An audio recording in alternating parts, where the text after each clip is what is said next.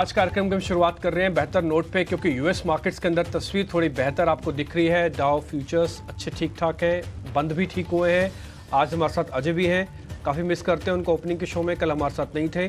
आज उनसे हम भर भर के ज्ञान लेंगे, उनके इनसाइडर ट्रेड बड़े ज़बरदस्त होते हैं, वो भी उनसे हम समझेंगे और सारी चीज़ों का हम लेखा जोखा सिलसिलेवार तरीके से करेंगे, जैसे करते आए हैं पहले भी। तो उससे पहले अजय आप कुछ बोले जरा मेरे को पहले। मैंने कहा इनसाइडर डोमेस्टिक के बारे में बताएंगे, इंडियन मार्केट का सेटअप कैसे है। परेशान हो गए इस रेंज से 19,800 वाली से। अरे थोड़ा हजम करिए, 1,000 पॉइंट की रैली आई है नीचे से, एकदम भागता ही रहेगा क्या अनस्टॉपेबल बन के बाजार। थोड़ा सब्र करिए, हजम करिए इस गेंस को। बहुत शानदार गेन हुए हैं और इंडेक्स 1,000 पॉइंट चला है एक महीने के अंदर, राइट। लेकिन अगर आप स्मॉल कैप मिड कैप के हाथ आपके लग गए तो 50% गेन्स आपको हो चुके हैं। तो मेरे हिसाब से बाजार भी थोड़ा सब्र कर रहा है और समय बिता रहा है।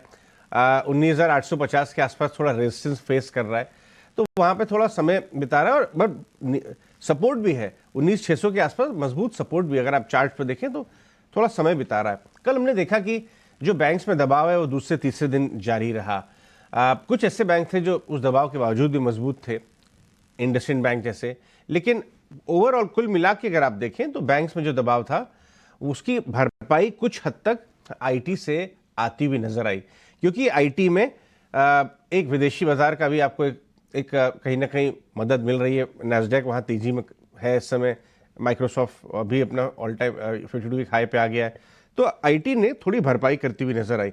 लेकिन ओवरऑल बाजार शांत था, मैं कमजोर नहीं कहूँगा लेकिन शांत था, क्योंकि निफ्टी और बैंक निफ्टी तो आपको थोड़े फ्लैटिश माइल्ड नेगेटिव बंद हुए। लेकिन मिड कैप स्मॉल कैप में भी बहुत फायरवर्क्स नहीं थे, क्योंकि आप फायरवर्क्स अभी दिवाली में देख चुके हैं। 3-4 दिन आपने जबरदस्त स्मॉल कैप मिड कैप में फायरवर्क्स देखे। तो मैं ये कहूँगा कि थोड़ा शांत था बाजार, ट्रिगर ढूंढ रहा है। मेरे हिसाब से आज शाम को जो फेड मिनट्स आएंगे वो शायद एक ट्रिगर पहुंचा सकते हैं, क्योंकि ये भारतीय मार्केट के लिए भी इंपॉर्टेंट होंगे। इंश्योरेंस पोजीशन, इंश्योरेंस स्टॉक्स में हमने 2-3 दिन से लगातार फ्रेश लॉन्ग पोजीशन होती हुई देखी है, इस पर आप नजर बना के रखिए। ऑटो में शॉर्टिंग हो रही है, इनफैक्ट ऑटो में कल तो हमने अच्छी खासी अनवाइंडिंग देखी। अगर आप ऑटो इंडेक्स को देखें, कुछ स्टॉक्स को देखें, आयशर, टीवीएस मोटर्स, सब डेज लो तरफ बंद हुए, क्योंकि वहां पे अच्छी अनवाइंडिंग होती हमने देखी है।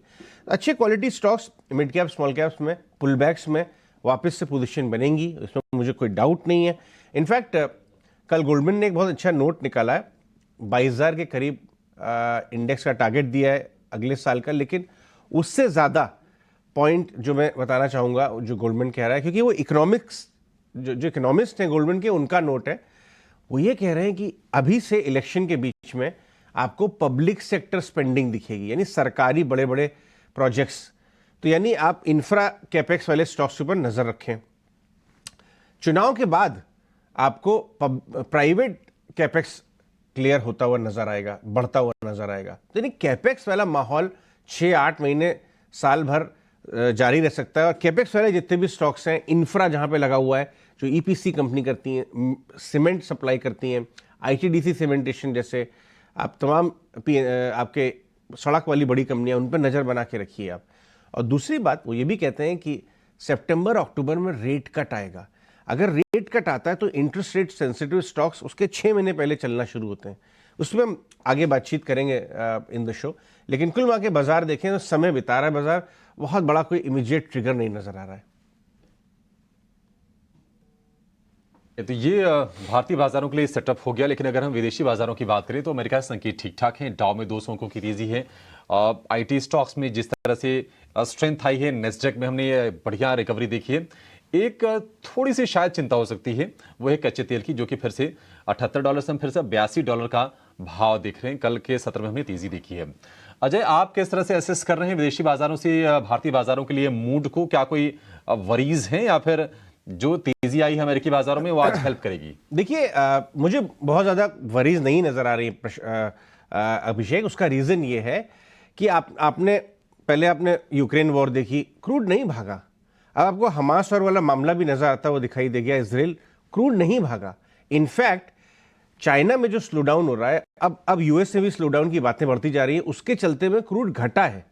तो ये जो वापस आप $78 की बात कर रहे हैं, ये ओवरसोल्ड जोन का पुल बैक है, ये कोई जबरदस्त रैली नहीं है। $77 का लो बनाया था ब्रेंट ने, तो ब्रेंट के ऊपर एक लिड लगी हुई है, ये इसमें कोई बहुत ज़्यादा सरप्राइज होने वाली बात नहीं है। उस लिड को बार बार ओपेक आके अपने प्रोडक्शन के नंबर को थोड़ा बहुत बदलाव करके भगा देता है, लेकिन अदरवाइज जब तक सुस्त है चाइनीज इकोनॉमी, सुस्त है यूएस इकोनॉमी जिसके आपको डेटा रोज दिखते हैं, क्रूड में बड़ी भारी रैली की चांसेस कम है। और ये हमारे लिए बहुत अच्छी बात है, ये भारत के लिए बहुत अच्छी बात है। इसलिए मैं कहता हूं कि यूएस मार्केट से, ग्लोबल मार्केट से हमें संकेत बहुत सपोर्टिव नजर आ रहे हैं। उधर यूएस मार्केट रैली कर रहा है, आईटी बहुत ज़बरदस्त रैली कर रहा है, वहाँ से भी हमें संकेत मिलेंगे। और आज शाम को जो फेड की मीटिंग आएगी उसमें दिसंबर में रेट पॉज के चांसेस, अब फेड फ्यूचर्स 100% चांस बना रहा है कि फेड पॉज करेगा दिसंबर में, कोई रेट हाइक नहीं है।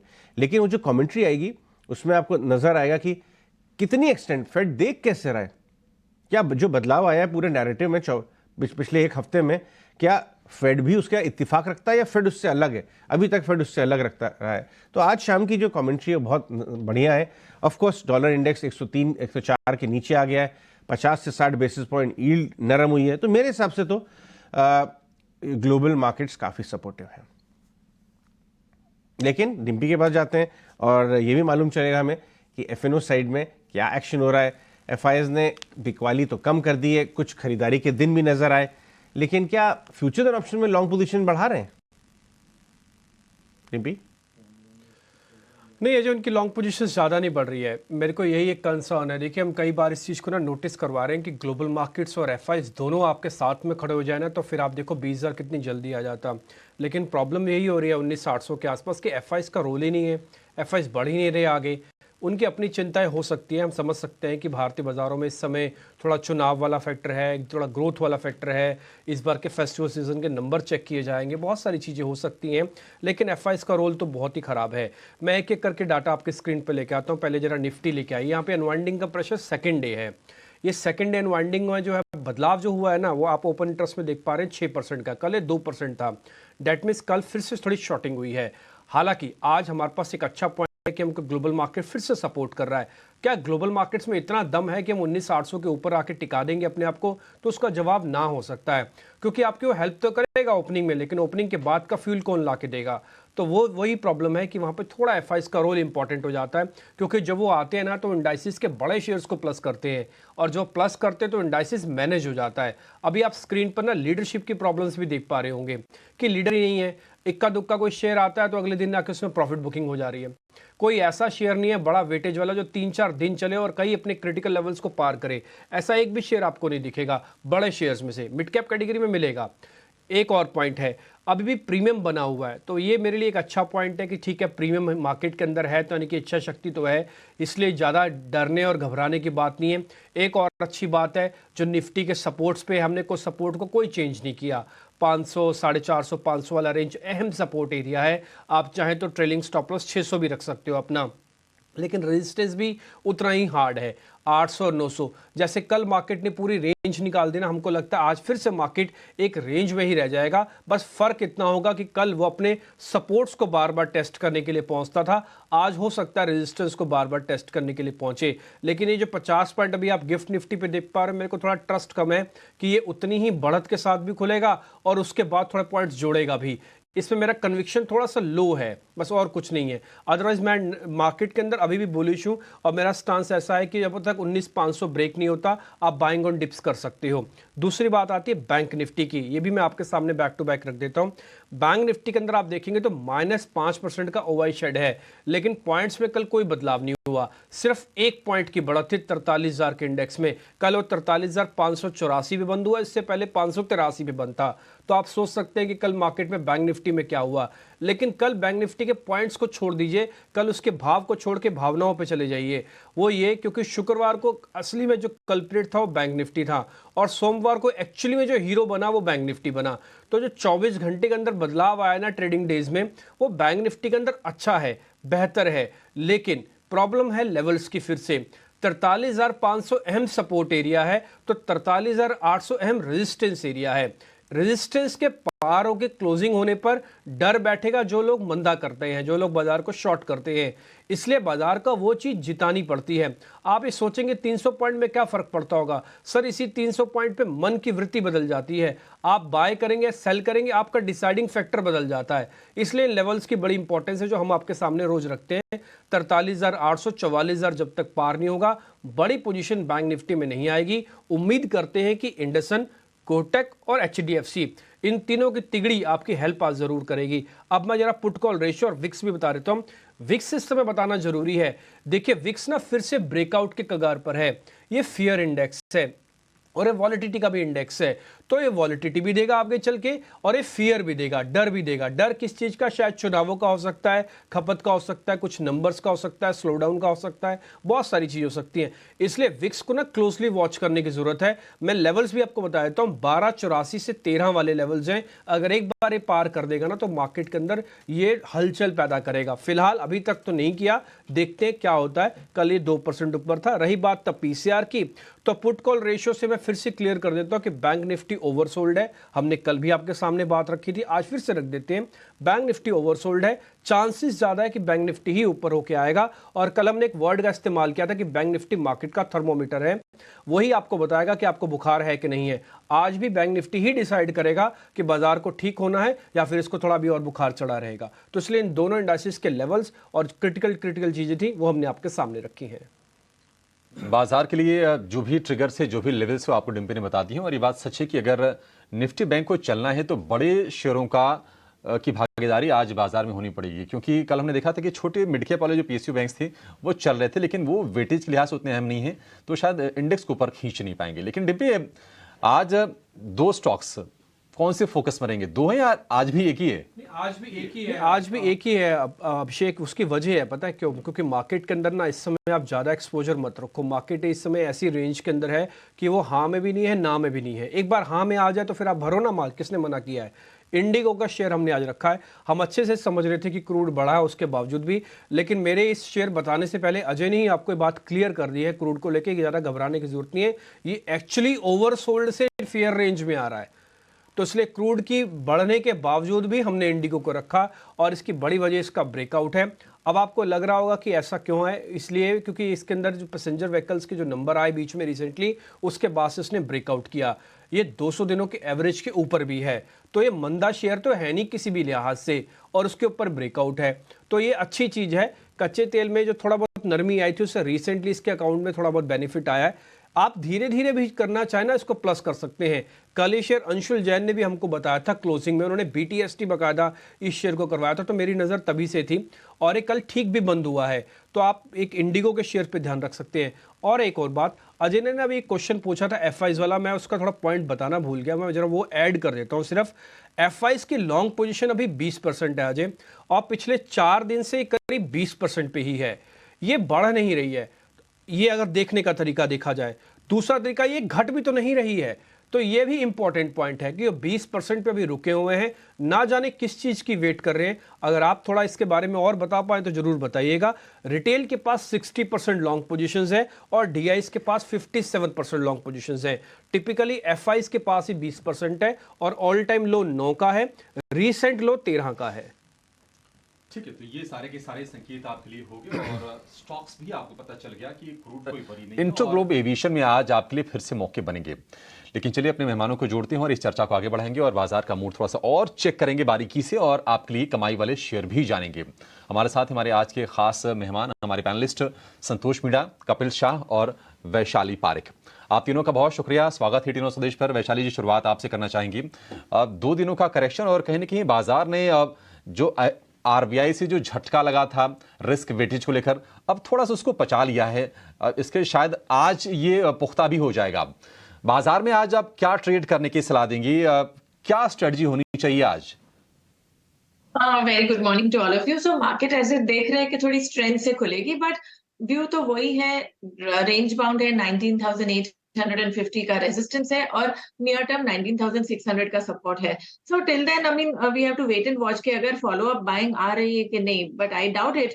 एंड बैंक निफ्टी भी वैसे तो ट्रेंड थोड़ा वीक लग रहा है, but On an intraday basis, 43,300 का support है, but prominent support lies at 42,800. So 43,300 के support और 44,000 का resistance है bank Nifty. So I don't see, मुझे लग रहा है index wise sideways move ही रहना चाहिए. संतोष, आपके क्या ट्रेडिंग आइडियाज हैं इस समय?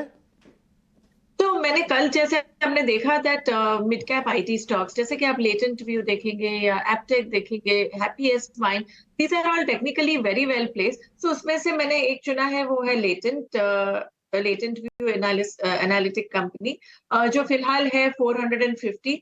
कल भी हमने देखा एक अच्छी सी bullish candle from support levels हुआ है, it give a good run up. So अभी भी मेरा व्यू पॉजिटिव रहेगा. अक्यूमुलेट करिए 425 के सपोर्ट के साथ and for a target of 500 to 530. So this is one of the stocks जो मुझे ठीक लग रहा है. दूसरा है जो मैं रेकमेंड करूंगी अब, बायोकॉन. बिकॉज बायोकॉन आप देखेंगे it's attempting, I mean higher bottom का एक फॉर्मेशन बना है और कल एक थोड़ा स्टेडी थोड़ा मूव दिख रहा था. So technically it is well placed. मैं कहूंगी अब 225 के सपोर्ट के साथ 260 270 का एक पोजिशनल ट्रेड बन सकता है. So not a momentum trade, but technically जो वेल प्लेस्ड मुझे अभी लग रहा है, these are the two stocks जो मुझे अभी ठीक लग. ओके संतोष, आपके क्या ट्रेडिंग आइडियाज नजर आ रहे हैं इस समय? Yes, first of all good morning everyone. So मेरे भी दो स्टॉक्स हैं, दोनों ही बाइंग साइड में है. पहला स्टॉक है पॉलिसी बाजार. इस स्टॉक में एक बहुत ही अच्छा मोमेंटम बना हुआ और एक कल बहुत प्यारा ब्रेकआउट आया है. इसमें एक 830 का एक रेजिस्टेंस था, उसके ऊपर क्लोजिंग दी है. तो लग रहा है कि मोमेंटम आज भी जारी रह सकता है. ऊपर में जो टारगेट रहेगा 880 का रहेगा, नीचे 810 का स्टॉप लॉस रहेगा. दूसरा स्टॉक है मेट्रो ब्रांड. इस स्टॉक की भी बात करें तो ये लगातार हायर हाइज हायर लोज बना रहा है और कल के ट्रेडिंग सत्र में भी अपने ऑल 50 हाई पे क्लोज हुआ. 20 डे मूविंग एवरेज को बहुत ही ब्यूटीफुली रिस्पेक्ट कर रहा है. लग रहा है ये मोमेंटम आगे भी जारी रहेगा. ऊपर में टारगेट रहेगा 1375 का, स्टॉप लॉस रहेगा 1300 का. क्यों स्टॉक्स के बाद मैं इंडेक्स पे थोड़ा सा पॉइंट रखना चाहूंगा. बैंक निफ्टी अंडर परफॉर्म कर रहा है, लेकिन जिस जगह बैठा हुआ है रिस्क रिवॉर्ड काफी फेवरेबल है. 43,400 से 200 जो 50 और 200 डे मूविंग एवरेज का क्लस्टर है, तो अगर यहाँ से बाउंस बैक किया तो शॉर्ट कवरिंग रैली जो आएगी शायद मुझे लगता है बैंक निफ्टी में ही आएगी. ठीक है संतोष सर, आपका भी ये कहना कि बैंक निफ्टी इंपॉर्टेंट है, उसको क्रिटिकली वॉच करना चाहिए. शॉर्ट कवरिंग के पहले साइन आपको बैंक निफ्टी दिखाएगा, जिसको हमने एक वर्ड थर्मोमीटर के अंदर आज ऐड किया है. आपने कहा और अच्छा इस्तेमाल किया शब्द आज, जब आप फी फिनटेक के बारे में, बड़ा प्यारा सा ब्रेकआउट है. ऐसे प्यारे से ब्रेकआउट सर आप बताते रहिएगा हमको बार बार, क्योंकि हमारे व्यूअर को और हम सबको ये प्यारे प्यारे वाले ब्रेकआउट चाहिए जो आपने आज पीबी फिनटेक के अंदर बताया 880 के टारगेट के साथ. कपिल भी हमारे साथ हैं, उनसे जरा पता कर लेते हैं. कपिल गुड मॉर्निंग, आपके शेयर कौन से हैं आज? Good morning to everyone. तो बेसिकली मार्केट का तो व्यू साइडवेज टू पॉजिटिव हुआ है, लेकिन जो mid cap and small cap के स्पेस है तो वहां पे हमें काफी अच्छा ट्रैक्शन देखने मिल रहा है. मेरा पहला पिक एक इंडस्ट्रियल मैन्युफैक्चरिंग सेक्टर से रहेगा. इंडस्ट्रियल मैन्युफैक्चरिंग सेक्टर का पहले तो इन्हें काफी अच्छा एक बेस बना हुआ है. प्रीवियस मंथ में हमने थोड़ा सा अंडर परफॉर्मेंस देखा था, लेकिन इस महीने में थोड़ा सा अपटिक हमें देखने मिल रहा है. तो मेरा पिक यहाँ पे रहेगा एबीबी का, जो स्टॉक ने अपने 200 डे मूविंग एवरेज के यहाँ पे सपोर्ट लिया हुआ है after 16 to 17% correction from the top, जो कि एक डिसेंट करेक्शन है. स्टॉक ओवरसोल्ड जोन में आ गया था. कोई भी बुलिश स्ट्रक्चर स्टॉक का ओवरसोल्ड में जोन में आना तो एक अच्छा सा रिस्क रिवॉर्ड रेशियो वहां पे ऑफर करता है. और स्टॉक ने कल ही एक ब्रेकआउट का बुलिश कंटिन्यूएशन साइन या फिर फ्लैग पैटर्न का ब्रेकआउट हमने देखा हुआ था. तो यहाँ पे एबीपी पे बाय का व्यू बनता है. 4349 के लेवल पे चल रहा है. 4180 का स्टॉप लॉस रहेगा और ऊपर में हमें 4700 के टारगेट्स आते हुए देखने मिल सकते हैं. और सेकंडली अभी हमने फार्मा सेक्टर्स में भी थोड़ा सा एक ट्रैक्शन देखने मिला हुआ है. अबाउट इंडिया मेरा फार्मा से एक पिक रहेगा. अबाउट इंडिया बेसिकली इसने अंडर परफॉर्म किया हुआ है, लेकिन पिछले 2 से 3 दिन से काफी अच्छा ट्रैक्शन देखने मिल रहा है. एक अच्छा सा करेक्शन हो गया है, जो इसके सपोर्ट लेवल थे वहां पे बेस बनाया हुआ और वहां से ही ब्रेकआउट आते हुए हमें देखने मिला हुआ है. तो स्टॉक 24,000 के लेवल पे है, तो यहाँ पे बाय का व्यू बनता है. 23,200 यहाँ पे स्टॉप लॉस रहेगा और ऊपर में कहां ना कहां पे 25,600 के हमें अपसाइड पोटेंशियल देखने मिल सकते हैं. जी की तरफ से अबाउट इंडिया और दूसरा शेयर भी ए लिटर वाला ही एबीबी. और एबीबी को लेकर आज खबर भी है कि इन्होंने टीटागढ़ रेल सिस्टम के साथ करार किया है और मेट्रो प्रोजेक्ट्स के लिए दोनों कंपनियों ने ये स्ट्रेटजिक करार किया है. तो 6 के 6 आज बाय कॉल्स हमारे एक्सपर्ट्स की तरफ से, तो ये आपका कन्विक्शन तेजी की तरफ और मजबूत कर देगा. लेकिन आगे बढ़ेंगे और ये जान लेते हैं कि आज खबरों के दम पर कौन से शेयर फोकस में रहेंगे, उसके बाद आपको ब्रोकरेज रिपोर्ट से बताएंगे. पहले शरद जुड़ रहे हैं. शरद बताइए क्या है आज के स्टॉक्स न्यूज? जी बिल्कुल, सबसे पहले फोकस में रहेगा आईआरसीटीसी और यहाँ पे दो पॉजिटिव डेवलपमेंट्स आ रहे हैं। सबसे पहला आ रहा है कि जो रेलवेज मिनिस्ट्री है वो अलाउ कर दिए हैं कि जो लंबे अवधि के जो कॉन्ट्रैक्ट्स होते हैं 7 साल तक जो है केटरिंग के लिए वो बढ़ा सकते हैं। ऑफकोर्स याद रखिए मार्च में जो था डिमांड था 10 साल का, हालांकि वो खारिज हो गया था। एक टाइप से एक पॉजिटिव डेवलपमेंट ही मानेंगे। दूसरा है उड़ीसा में जो उनकी रेल नीर की जो इम्पोर्टेंट प्लांट की प्रोडक्शन अब स्टार्ट हो गई है और जो कैपेसिटी एडिशन है वो लगभग 72,000 लीटर्स पर डे का रहने वाला है। दूसरा स्टॉक टीटागढ़ वैगन्स रहेगा फोकस में। अब यहाँ पे एबीबी के साथ एक स्ट्रैटेजिक जो है इन्वेस्टमेंट और पार्टनरशिप जो है मेट्रो प्रोजेक्ट्स के लिए किया गया है। ओवरऑल देखा जाए तो एबीबी और टीटागढ़ जो है प्रोपल्शन सिस्टम होगी उसकी सप्लाई पे जो ओवरऑल वो काम करने वाले हैं। तीसरा स्टॉक रहेगा प्रताप स्नैक्स और ऑफकोर्स कल हमने देखा था स्टॉक अपर सर्किट पे था 20% पे और प्रमोटर्स ने ऑफलोड की थी स्टेक, लेकिन जो अब्जॉर्प्शन आई है, बाइंग आई है, वहाँ पे एस इन्वेस्टर मधुसूदन केला ने लगभग 3% की स्टेक की जो है एक्विजिशन किए हैं। रेटगेन ट्रैवल टेक की क्यूआईपी इशू जो लगभग 600 करोड़ की थी वो क्लोज हो गई है, लेकिन जो दिग्गज इन्वेस्टर्स सामने आ रहे हैं वो इंक्लूड करते हैं Societe Generale, Sundaram mutual fund और ICICI Pru mutual fund. Vascon engineers की भी बात करें, स्मॉल कैप कंपनी है, यहाँ पे लगभग 360 करोड़ का ऑर्डर जो उनको पुणे म्यूनसिपैलिटी से मिला है और कॉनकोर और आईजीएल इन दोनों का भी एक इम्पॉर्टेंट करार देखने मिला है जहाँ पे वो एलएनजी इंफ्रा पे जो है वो काम करने वाले हैं।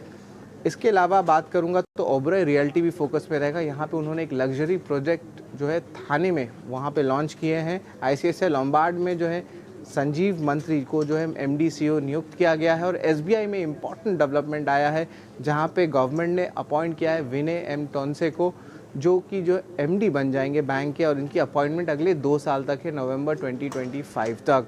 इम्पॉर्टेंटली इन्होंने जो है डेप्यूटी एमडी का पद पे संभाला हुआ है और जो लार्ज कॉर्पोरेट ग्रुप्स होते हैं उनकी जो है ओवरऑल बागदारी जो है उन्हें संभाली हुई है। तो ये एक इम्पॉर्टेंट डेवलपमेंट आ रहा है एसबीआई को लेके जहाँ पे एक नए एमडी का अपॉइंटमेंट आया है। पूजा आप बताइए कौन से और स्टॉक्स न्यूज और ब्रोकरेजेस हैं आपके पास? जी एसबीआई कार्ड से शुरुआत करेंगे और यहाँ पर जो ब्रोकरेज रिपोर्ट आई है उसका असर दिख सकता है क्योंकि इनक्रेड ने डबल डाउनग्रेड कर दिया है, रेटिंग भी घटा दी है, एड से घटाकर रिड्यूस की दी है और जो लक्ष्य है वो भी 1000 रुपए से घटाकर 600 का कर दिया है। तो इसके चलते आज स्टॉक पर असर देखने को मिल सकता है। इसके अलावा आज तेल पर जेबी मॉर्गन की रिपोर्ट आई और इसका असर आज हम oil and gas oil marketing कंपनियों पर देख सकते हैं क्योंकि उनका कहना है कि 2024 में तो कच्चा तेल इन्हीं स्तरों पर सपाट रहेगा, इसी के आसपास देखने को मिलेगा $83 के आसपास, लेकिन 2024 में इनका कहना है कि कच्चे तेल में 10% तक की गिरावट देखने को मिल सकती है। तो ये जो रिपोर्ट आई है और कच्चे तेल को लेकर जो आउटलुक है इसका असर आज हम ऑयल मार्केटिंग कंपनी और ऑयल एंड गैस सेक्टर पर भी देखेंगे। आगे बढ़ते हैं और सनटेक रियल्टी पर मोतीलाल ओसवाल ने अपनी रिपोर्ट जारी की है और खरीदारी की राय के साथ अपनी कवरेज शुरू की है। कंपनी पर जो लक्ष्य देख रहे हैं वो 640 रुपए प्रति शेयर का है, तो आज इस स्टॉक पर भी फोकस रहेगा।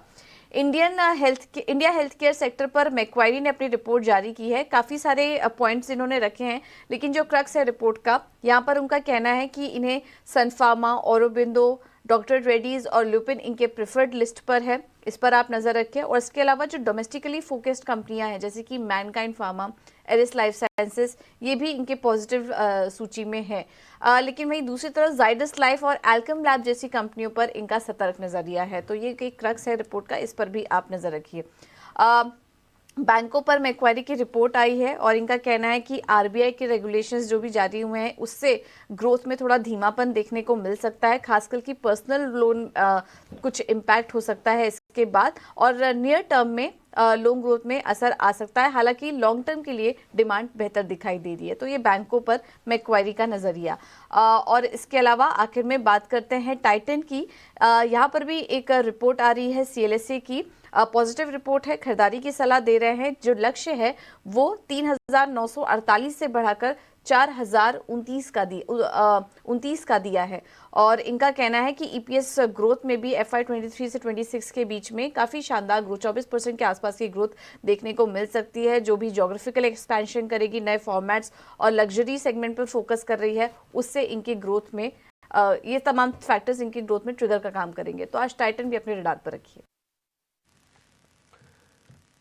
ठीक है पूजा, बहुत शुक्रिया, थैंक यू वेरी मच ये सारी की सारी ब्रोकिंग हाउसेस की रिपोर्ट्स को कंपाइल करके लेके आने के लिए।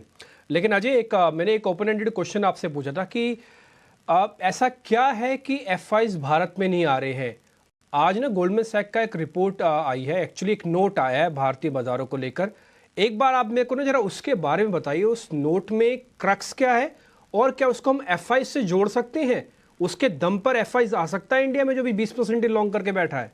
देखिए, ये जो एफआईज आप दो तरीके से एफआईज आते हैं डिम्पी। जो आप एफआई डेली मैप करते हैं वो तो ट्रेडर एफआई है, वो फ्यूचर्स एंड ऑप्शंस में ज़्यादा भारी रहता है। नीचे 13% उसकी होल्डिंग गई थी बॉटम में, अब वापस 20-22% आ गई है। उसको एक बार साइड में रखते हैं। गोल्डमैन सैक्स जो ये कह रहा है, इससे एफआईज आगे आने वाले साल में बिल्कुल आ सकते हैं साहब। पिछले 1 साल से उन्होंने बेचा है, लेकिन डीआईए ने पूरा माल खरीद लिया था, तो वो कोई इश्यू नहीं है। बट वो क्या कह रहे हैं वो बहुत इंपॉर्टेंट है। उनका नोट ये बोलता है कि जो सेकेंड क्वार्टर नंबर्स थे हमारे, वो उम्मीद से बेहतर थे। आपको याद होगा जब क्वार्टरली रिजल्ट शुरू हो रहे थे तब बाजार डरा हुआ था कि आपको margin pressure, top line growth में स्लो डाउन, ये सब दिखने लगेगा, बट ऐसा हुआ नहीं। यानी सेकेंड क्वार्टर अर्निंग्स में भारत में सुपीरियर अर्निंग्स दिखी, मजबूत अर्निंग दिखी, और इसीलिए तेजी को थोड़ा सपोर्ट मिला।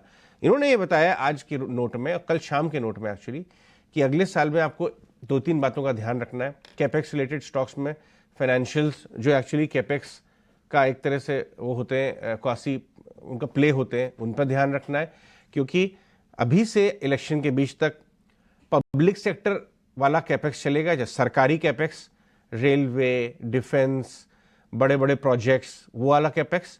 और इलेक्शन के ठीक बाद आपको प्राइवेट कैपेक्स दिखेगा, इंजीनियरिंग, कैपिटल गुड्स और ईपीसी कंपनीज। ये आपको खेलना है और रेट कट मिलेगा आपको। और इसलिए इन सब चीज़ों को देखते हुए मुझे लगता है कि जो पिछले 1 साल में एफआईज निकले थे यहाँ से, वो भी उनमें से काफ़ी हिस्सा वापस आएगा, और नहीं भी आएगा तो भी बात कोई बड़ी प्रॉब्लम नहीं है, क्योंकि हमारी डिपेंडेंस एफआई फ्लोज पे बहुत कम हो गई है। भारतीय फ्लोज जो हैं बाजार में जारी रह सकते हैं। तो ये एक पॉइंट है। लेकिन ये बातचीत में आगे लेके चलूंगा वैशाली के साथ। रेट्स अगर कटेंगे अक्टूबर सितंबर में, ऐसा गोल्डमैन बोल रहा है वैशाली, तो इंटरेस्ट रेट सेंसिटिव तो 6 महीने पहले चलना शुरू हो जाएंगे। तो आपको ऑटोज में, रियल एस्टेट में मजबूत स्टॉक कौन से लगते हैं? एक स्टॉक बताइए, एक ऑटो में बहुत मजबूत पोजीशन लिया जाए और एक रियल्टी में। ऑटो में मेरा ध्यान अभी मारुति में है, because Maruti is very well placed और अपसाइड पोटेंशियल काफी है। सो आई वुड से 10,200 के सपोर्ट के साथ ये जरूर खरीदा जाए, by at every decline, because एक अच्छे से सपोर्ट पे ये कंसोलिडेट होके वापस एक मोमेंटम शुरू हुआ है। So I think potential projected targets है 11,000 to 11,300। सो ऑटो सेक्टर में I would look at Maruti. और रियलिटी में of course undoubtedly Godrej Properties already run up है, but I think upside potential अभी भी है। सो आई वुड से फिलहाल 1850 का भाव चल रहा है। In all likelihood it is ready for a target of 2,100। सो ये ट्रेडिंग टारगेट है, फिर आगे हम देखते हैं, बिकॉज वीकली चार्ट भी मैं देखती हूँ, there is still scope for lot of upside. So Godrej Properties will be the stock from the reality sector.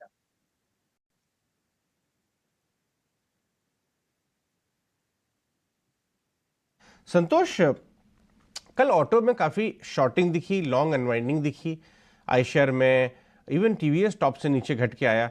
कहीं कमजोरी आपको दिख रही है इसमें ऑटो स्टॉक्स में, जहां पे कोई शॉर्टिंग पॉसिबल आइडिया, या आप नहीं करेंगे ये? मेरा ध्यान टीवीएस मोटर्स पे है, एंड आई थिंक एक रन अप ऑलरेडी हो चुका है, but let's wait for some confirmation. अगर टीवीएस मोटर्स 1660 तोड़ता है। वैशाली, मैंने संतोष से पूछा था, आज आप संतोष के सारे सवाल के जवाब दे रही हैं। संतोष, नो इश्यू अजय जी, अच्छा है। यस, ऑटो स्टॉक्स में कल एक प्रॉफिट बुकिंग जरूर आई, बट मुझे लगता नहीं कि आप को शॉर्टिंग करना चाहिए। जैसे आपने आपको हाईलाइट किया है कि रेट सेंसिटिव स्टॉक यहाँ से आउट परफॉर्म कर सकते हैं, अजम्पशन के आगे जाके रेट कट होगा।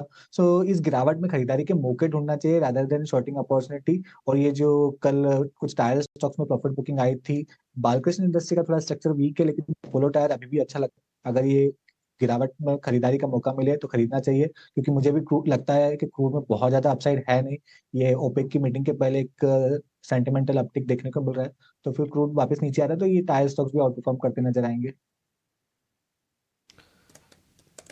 ठीक है, टायर को लेकर ये व्यू। लेकिन एक खबर आई है टीटागढ़ रेल को लेकर, और इन्होंने करार किया है एबीबी के साथ मेट्रो रेल के लिए।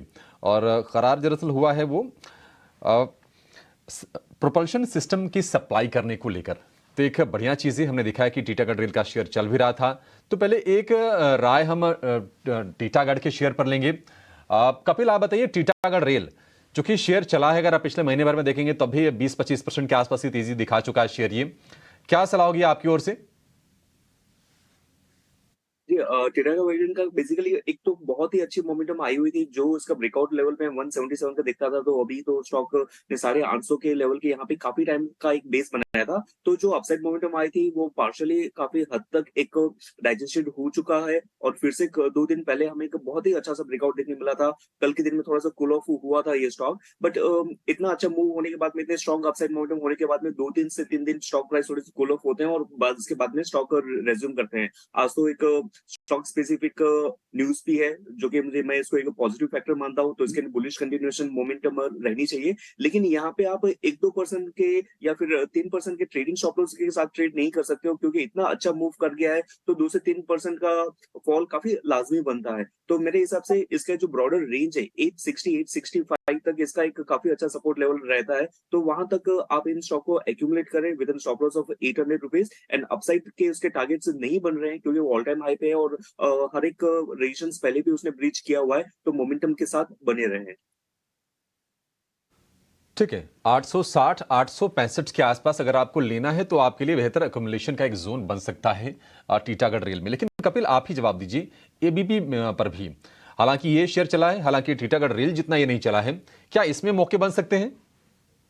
जी, एबीपी पे मेरा कन्विक्शन काफी अच्छा है। हमारा जो मॉर्निंग का कॉल जो हमने दिया होता है वहां पे एबीपी मेरा प्रेफर्ड पिक रहा हुआ है। अगर मैं पूरा सेक्टर का एनालिसिस करता हूं तो स्टॉक एनालिसिस करता हूं तो मार्च 2020 यानी कोविड से लेके अभी तक इसके 6 से 7 करेक्शन आए थे।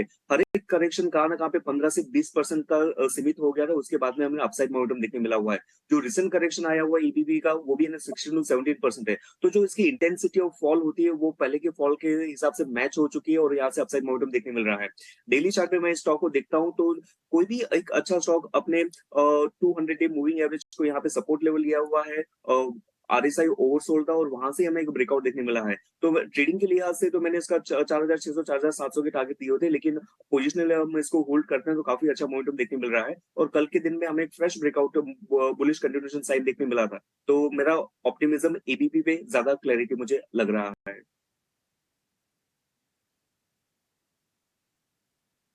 एक शेयर है IRCTC, आपको कई बार हमने नोटिस करवाया 1 से 2 दिन पहले भी, अब उसमें खबर भी आ गई है फाइनली।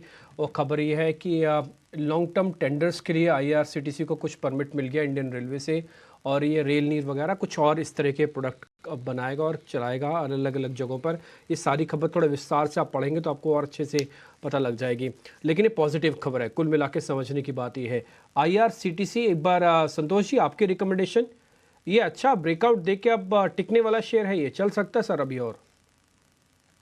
यस जिम्पी, IRCTC एक ऐसा रहा है रेलवे स्पेस में जो चला नहीं अब, लेकिन साइंस दिख रही है कि शायद ये चलने को तैयार है। हालांकि 700 मेरी नजर रहेगी 710 से 715 का एक रेजिस्टेंस एरिया, वहां थोड़ा सा पॉज ले सकता है। लेकिन जैसे ये 715 का लेवल क्रॉस करेगा हमको 750 760 तक की रैली देखने को मिल सकती है। नीचे अब इसको 690 685 का एरिया बहुत अच्छा सपोर्ट का काम करेगा। तो 5-10 रुपए नीचे मिलता है तो मेरे हिसाब से खरीदारी के मौके ढूंढना चाहिए, और 715 के ऊपर निकलता है तो और पोजीशन को ऐड करना चाहिए। बड़ा मूव दिखाई दिया था। वैशाली स्किपर बहुत ज़्यादा लोग ट्रैक नहीं करते, लेकिन कल का जो वॉल्यूम बैक मूव था ये ट्रांसफॉर्मर कंपनी, जबकि overall mid cap small cap थोड़ा शांत थे। स्किपर को लेके आइए डायरेक्टर साहब, 12% का अपमूव।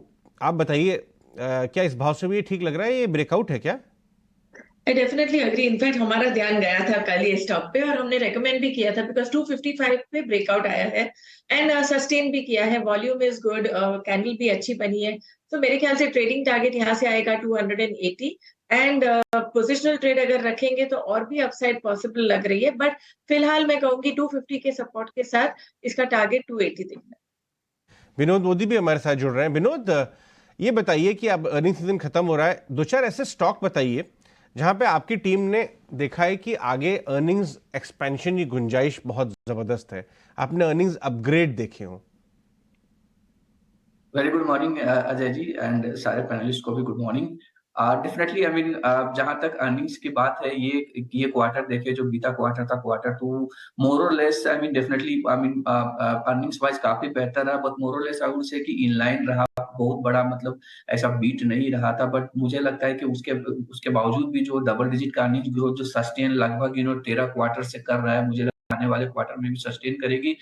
आने वाले समय में हमें लगता है कि डेफिनेटली प्री इलेक्शन जो स्पेंडिंग के कारण जो कुछ सेक्टर जो अभी है उसमें ट्रैक्शन दिख सकता है। फॉर एग्जांपल मुझे लगता है डिस्क्रिशनरी स्पेस में कुछ स्टॉक्स है जो देखने चाहिए, और कुछ कंजम्पशन रिलेटेड स्टॉक्स में भी अच्छा खासा ट्रैक्शन होता है। फॉर एग्जांपल मुझे लगता है टाइटन स्टॉक देखनी चाहिए, जिनका फेस्टिव के वजह से जो जिनके अर्निंग्स या फिर स्टॉक परफॉर्मेंस में आने वाले समय में या आने वाले महीनों में इम्पैक्ट दिख सकता है।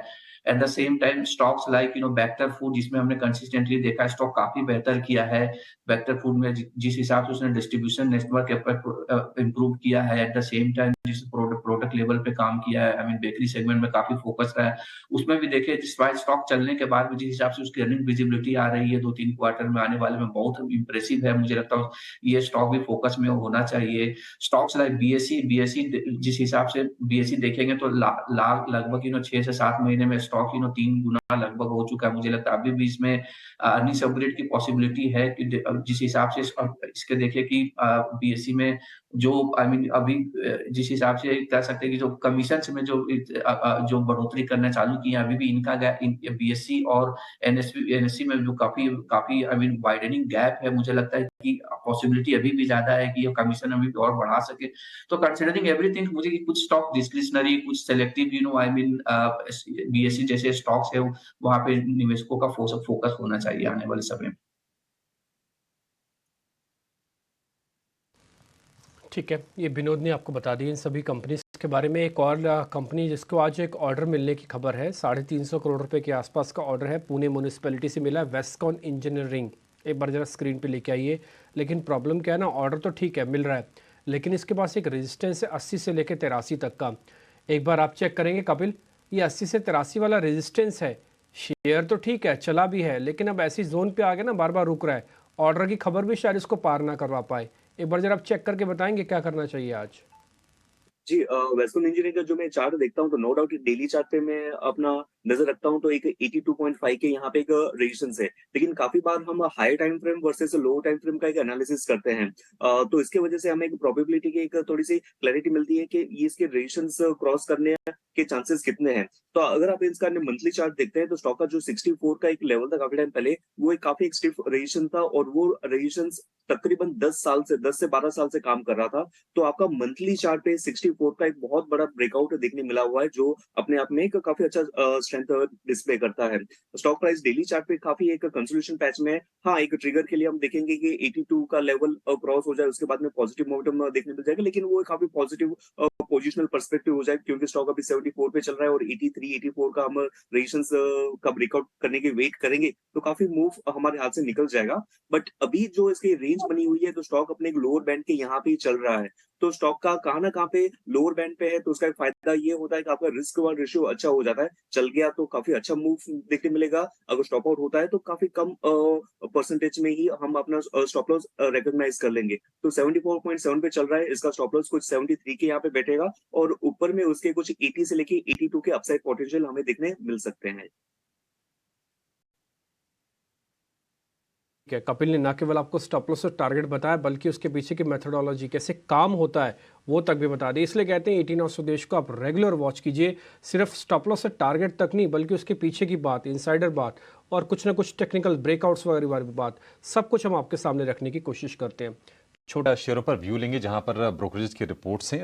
दरअसल एसबीआई कार्ड के शेयर को हमने टूटते हुए देखा आरबीआई के रेगुलेशन में चेंज के बाद, रिस्क वेटेज बढ़ाने पर, और डबल डाउनग्रेड आया यहाँ पर, क्योंकि एड से घटाकर रेटिंग कर दी है रिड्यूस की, और टारगेट को 1000 रुपए से घटा के कर दिया है 600 रुपए। तो एक बड़ा कट, 750 रुपए पर यह शेयर ट्रेड कर रहा है। विनोद, आपसे समझेंगे कितना नेगेटिव देख रहे हैं आप एसबीआई कार्ड के लिए, क्योंकि शेयर में रिएक्शन तो आ गया, अभी यहां से आपको लगता है कि कमजोरी अभी और बाकी है शेयर में? जी, मेरे हिसाब से एसबीआई कार्ड्स का अगर समझूं तो जो एसबीआई कार्ड्स के साथ लास्ट 2 साल में जो सबसे बड़ी इश्यू इश्यू रही है कि इनका जो रिवॉल्वर रेट है, जो आई मीन रिवॉल्वर रेट काफी कम है। जब तक ये रिवॉल्वर रेट अभी लोग 22 या 24% के बीच में लोग आ रहा है, ये रेट जब तक ये बढ़ करके आई मीन 40 तक नहीं आता, तब तक ये stock will continue to underperform, क्योंकि वो एक ऐसा, जब भी ये रिवॉल्वर रेट जब तक नहीं बढ़ेगा तो इनका कमीशन बढ़ेगा नहीं। तो मुझे लगता है कि ये जो चीज़ जो आरबीआई की डेवलपमेंट आई है, वो तो ओवरऑल बहुत बड़ा सेटबैक है, लेकिन उससे भी बड़ा सेटबैक यही है कि ओवरऑल इंडस्ट्री का रिवॉल्वर रेट इंप्रूव नहीं हो रहा है। आई थिंक जिसकी वजह से मुझे लगता है because of all these things, valuation पे ज़्यादा बात मैं नहीं करूँगा कि वैल्यूएशन जो भी हो, I think for me that is secondary one. Overall अगर बिज़नेस पर्सपेक्टिव से मैं ये कंपनी के समझूँ तो उतना बेहतरी होता हुआ अभी मुझे नहीं दिख रहा है। एसबीआई कार्ड्स को लेकर ये व्यू, लेकिन क्रेडिट कार्ड स्वाइप करने की या उससे स्पेंड करने की बहुत ही फेवरेट जगह होती है क्यूएसआर यानी कि क्विक सर्विस रेस्टोरेंट्स। लेकिन ये त्योहारी सीजन, वर्ल्ड कप इन कंपनीज के लिए कैसा गया है? क्या बिक्री अच्छी रही है या फिर थोड़ी सी निराशा हासिल हुई है? ये सारे आंकड़े लेकर हमारे सहयोगी विनी मोतीवाला जुड़ गई हैं। विनी, बताइए क्या आंकड़े निकल के आए हैं? राहत की खबर है या फिर थोड़ी निराश हुई कंपनियां? सो एब्सोल्युटली ये जो चैनल चेक आई हुई है निर्मल बांग से, वहाँ पे ऐसा हाईलाइट किया हुआ है कि जो फेस्टिव सीजन की जो नॉर्मल चेयर होती है क्यूएसआर सेगमेंट में, वो इतनी अच्छी तरीके से आज ये टाइम नहीं दिख रही है। सेल्स ड्यूरिंग नवरात्रि जो थे वहाँ पे थोड़े कम थे। उसके बाद प्री दिवाली में थोड़ी अपटिक दिखी थी, पर इतनी अपटिक नहीं है कि जैसे कंपेयर कर सके लास्ट फेस्टिव सीजन में सेल्स काफ़ी बेटर थे वर्सेस ये फेस्टिव सीजन।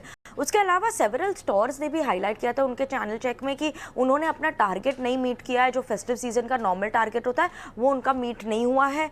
और निर्मल बांग बिलीव करता है कि वेस्ट लाइफ डेवलपमेंट में भी वेस्ट लाइफ फूड वर्ल्ड जो है अभी उनकी जो एटलीस्ट लीस्ट इम्पैक्टेड होगी ये स्लो डाउन से, फेस्टिव जो नहीं आया था फेस्टिव सीजन में डिमांड, क्योंकि वेस्ट लाइफ फूड वर्ल्ड की जो वैल्यू प्रपोजिशन है वो काफ़ी अच्छी है, तो उसकी वजह से मे बी उसको थोड़ा सपोर्ट मिला होगा। उसके अलावा वर्ल्ड कप की ट्रेंड्स भी कुछ खास नहीं थी। Yes, India match specific standalone stores ने हाईलाइट किया था कि यस अपटिक दिखी थी डिलीवरी सेल्स में फॉर इंडिया स्पेसिफिक मैचेस, पर उसके अलावा अपटिक थोड़ी मिड टू हाई टीन्स में थी डिलीवरी सेल्स में वर्ल्ड कप के मुताबिक। और डाइन एंड ओनली जो मॉल्स है, डाइन एंड ओनली स्टोर्स है, जो होटल्स है सिर्फ मॉल्स में जो है, वहाँ पे उन्होंने बताया था कि फुटफॉल टू काउंटर थोड़ी कम थी ये time dine and only malls में। तो ऐसा कुछ स्पेसिफिक खास डिमांड अपटिक ट्रेंड नहीं दिख रहा है फेस्टिव सीजन या वर्ल्ड कप की वजह से। यस, Q3 के नंबर्स ऑब्वियसली बेटर दिखेंगे ऑप्टिकली, क्योंकि last year festive season Q2 में था, अब फेस्टिव सीजन Q3 में है, तो Q3 की सेल्स थोड़ी ऑप्टिकली बेटर लगेगी ये time, because festive season delay हो चुका था। ठीक है, शुक्रिया विनीत। तो ये आंकड़े वर्ल्ड कप से थोड़ी सी निराशा हासिल हुई है। त्योहारों की बात करें तो त्यौहार फीके साबित हुए हैं।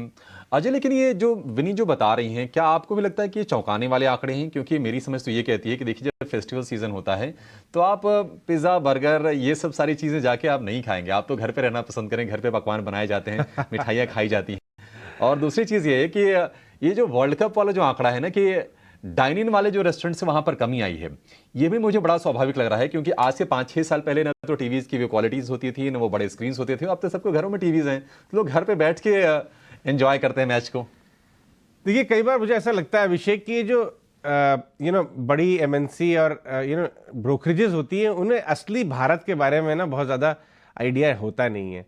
ये फेस्टिव सीजन में कोई पिज़्ज़ा बर्गर लोग कम खाते हैं। तो जब घर में मठरियाँ बनती हैं, घर में पकवान बनते हैं जो देसी लोकल पकवान होते हैं। ओणम में आप किसी साउथ इंडियन घर में जाइए, आपको 10 तरह के देसी पकवान। आप होली दिवाली पे किसी नॉर्थ इंडियन घर में जाइए, किसी आप गुजराती परिवार के घर में जाइए, इतने सारे लोकल। तो फेस्टिव सीजन पे बहुत बढ़ के क्यूएसआर की डिमांड बढ़ेगी, उस पर तो मुझे संदेह पहले ही था। लेकिन अगर आप वेस्ट लाइफ का सेकेंड क्वार्टरली रिजल्ट देखें, कमज़ोर था। जुबिलेंट फूड का अगर आप देखें, कहीं ना कहीं क्यूएसआर इसकी जो सेम स्टोर सेल्स है उतनी तेज़ी से नहीं है जो 12-18%, 20% हुआ करती थी। एक मामला जो निकल के आ रहा है, जो बात कर रहे हैं जिसके बारे में, वो ये है कि इवन अगर क्यूएसआर हो रही है तो वो लिस्टेड कंपनीज के बैलेंस शीट में कैप्चर कम हो रही है। हजार रुपए का एक एवरेज पिज़्ज़ा आपको जुबिलेंट का आता है। जो लोकल गुरमे पिज़्ज़ा वाले हैं या आपके लोकल पिज़्ज़ा कंपनीज हैं, वो इतना ज़्यादा वैल्यू पैक कर रही हैं इसके अंदर, इतना ज़बरदस्त चीज़, इतना ज़बरदस्त पनीर भर के, और वो भी 300-400 रुपये में। तो कंपेरेटिव इंटेंसिटी लोकल प्लेयर से भी बढ़ रही है। इसमें भी आपको एक दिमाग लगाना पड़ेगा। और प्लस ये सस्ते नहीं थे, ये सारे स्टॉक 30, 40, 50, 60 पी पे चले गए, तो इसलिए भी थोड़ा साइडवे जा सकते हैं। लेकिन क्यों ना हम इसके ऊपर बातचीत आगे लेके चलते हैं, और हमारे साथ एक स्पेशलिस्ट भी जुड़ रहे हैं इस बारे में बात करने के लिए। वो हमारे साथ अभी जुड़ेंगे ही, क्योंकि ये अगर आपको देखना पड़ेगा, अगर आप चार्ट्स भी देखिए, सारे स्टॉक्स जो है टॉप आउट हो गए।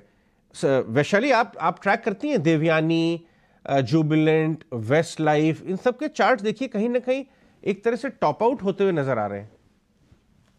I definitely agree. Actually, इसमें से जब भी हम ट्रैक कर रहे थे, favoured pick was Westlife. तो वेस्ट लाइफ भी ऑलरेडी चल चुका है, तो मेरे ख्याल से एक थोड़ा बाउंस बैक जरूर आया है, बट इट शुड कंसोलिडेट ये लेवल्स पे। आई थिंक यही लेवल पे ये ऑसिलेट करता रहेगा 780 टू 850 तक, आई मीन 900 लेवल्स तक। अनलेस एंड अनटिल वो 950, 970 को क्रॉस करे तो उम्मीद रख सकते हैं। Then projected target comes to around 1100, 1200। But फिलहाल जिस तरह से मार्केट में ये स्टॉक चल रहा है, I think just range bound रहना चाहिए।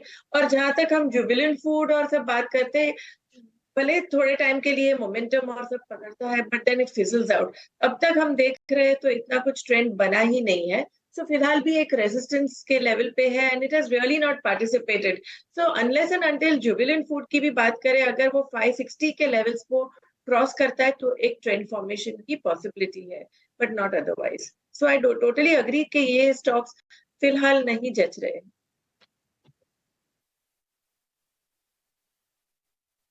को लेकर पूरी चर्चा और साथ ही कुछ शेयर्स का टेक्निकल सेटअप हमने आपके सामने रख दिया। अब मिस्टर भसीन जी के साथ जुड़ने का वक्त हो गया है, आइए करते हैं उनका स्वागत।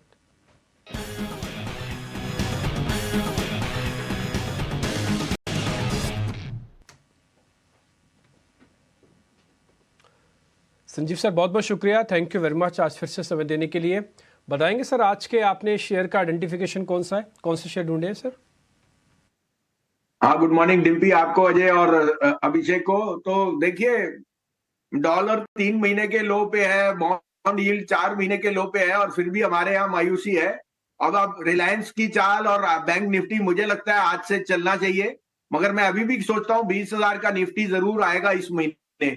तो मेरे लिए 2 लार्ज कैप स्टॉक्स अभी पसंद है मुझे। SBI life which has been the best performing insurance company, और जिस तरह से उनके एपी इंक्रीज हो रहे हैं एंड यील्ड्स आर सॉफ्टनिंग, उनके लिए बहुत ही पॉजिटिव है ऑन द ट्रेजरी साइड।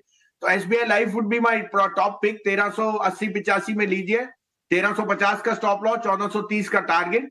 दूसरा, मुझे भारत फोर्ज बहुत पसंद है। Bharat forge is the 3rd largest forging company in the world, और आपको पता ही है कि with metal prices rising, forging prices have gone up, and the demand for both defense and industrials are rising. 1050 पे 1065 में लीजिए, स्टॉप लॉस रखिए 1020 का। मुझे एक न्यू हाई दिख रहा है 1150 का, इसका प्रीवियस हाई था, यहां तक जाने की विशेषता करेगा। उसके अलावा IRCTC मुझे बहुत पसंद है। ये एक रेल स्टॉक है जिसने कुछ नहीं किया। 85% उसका एबिटा टिकट बुकिंग से आता है, जहां Vande Bharat will add to it. 36% comes from near and 16% comes from the catering. Sum of parts, अगर हम पैन इंडिया ग्रोथ प्ले पे कर रहे हैं तो IRCTC 700 रुपए पे, रिस्क रिवॉर्ड बहुत फेवरेबल है। 680 का स्टॉप लॉस, 800 का टारगेट। और चौथा, लास्ट बट नॉट लीस्ट, कल अजय जी 15 रुपए बिक गया आइडिया, और मुझे कोई दो राय नहीं, आपको जो 20 रुपए का टारगेट मैंने 6 महीने में दिया था, मुझे लगता है इस साल के एंड तक आ जाएगा, 31 दिसंबर। तो अगर आप पे थोड़ी सी मल्टी बैगर या आपको आउट परफॉर्मर चाहिए, वो आइडिया है। चारों गाने उनके अच्छे चल रहे हैं, 5G में लॉन्च है, एबिटा में उनका मार्जिन इंक्रीज है, and RPOs are set to go up. तो मैं अभी भी एज ए इन्वेस्टर बोलता हूं कि this stock is being re-rated. As a disclosure, ये हमारी कवरेज में है, हमारे पोर्टफोलियोज में है, पर्सनल में भी और क्लाइंट्स के भी। तो we have a vested interest, but मैं ये कह रहा हूं, don't miss the woods for the trees. जो शेयर 20-22 या उसके ऊपर जाने की चेष्टा रखता है, वो अभी भी आपको इस करेक्शन में या इस स्लाइड भाव में लेना चाहिए। 15 का हाई है, मुझे लेता है यहां से 20 रुपए का टारगेट 31 दिसंबर तक जरूर आएगा आइडिया।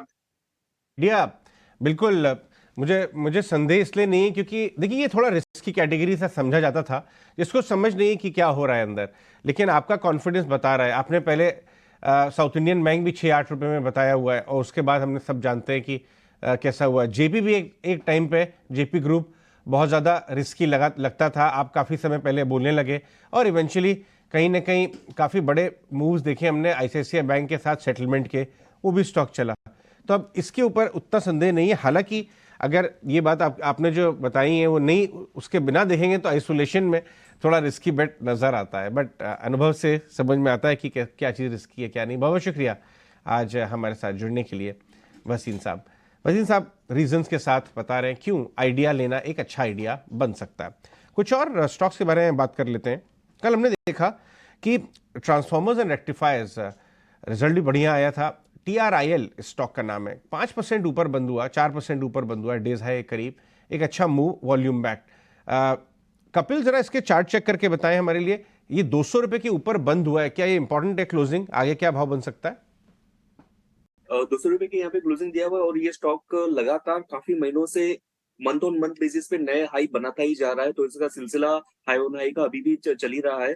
स्टॉक प्राइस ने रिसेंटली कुछ 5-6 दिन का कंसोलिडेशन पैच बनाया और फिर से यहाँ पे एक कल के दिन में हमें एक ब्रेकआउट सा देखने मिला हुआ है, तो इसके बुलिश कंटिन्यूएशन मोमेंटम ही है। और ऐसे सारे स्टॉक को मैं कैसे ट्रैक करता हूँ कि जो इसके मैं 9 पीरियड मूविंग एवरेज यूज करता हूँ, क्योंकि ये जो राइजिंग स्टॉक है जब भी रिट्रेस होते हैं वो 9 या 20 मूविंग एवरेज के यहाँ पे उसका फॉल खत्म हो जाए और फिर से उसमें अपसाइड मोमेंटम रेज्यूम होते हुए देखने मिलती है। तो यही केसेस में ये हुआ था कि 9 पीरियड मूविंग एवरेज का 3-4 दिन पहले उसने टेस्ट किया था और इसके जो इमीडिएट हर्डल थे कुछ 180 के यहाँ पे, तो उसका हमें ब्रेकआउट देखने मिला होगा और 2 दिन से उसके ऊपर सस्टेनेबिलिटी देखने मिल रही है, तो स्टॉक में एक बुलिश कंटिन्यूएशन चल ही रहा है। और यहाँ पे मैं इसका इंट्राडे वाइज स्टॉप लॉस देखता हूँ ट्रेड करने के लिए, तो कहाँ ना कहाँ पे इसका स्टॉप लॉस कुछ 195 के यहाँ पे ही बैठेगा, जो 2 दिन का बेस बना हुआ है और यहाँ से हमें अपसाइड मोमेंटम देखने मिल सकती है। 10 रुपए का हम रिस्क ले रहे हैं तो 20 रुपए का अपसाइड पोटेंशियल हम इसमें देख सकते हैं, लेकिन थोड़ा सा टाइम ले सकता है, 1-2 हफ्ते का। ठीक है, ये हो गया TRIL। कल हमने लास्ट आवर आउट ट्रेड में मान इंफ्रा में भी एक अच्छा मूव आता देखा, 5% ऊपर बंद हुआ। खबरें ये आई कि उन्होंने एक साउथ बॉम्बे में बड़ा टावर लगाने का प्लान बनाया है और उसके पे उन्होंने गाइडेंस दी है 8,000 करोड़ के रेवेन्यू की। कंपनी का मार्केट कैप भी 5,000 करोड़ है इस समय।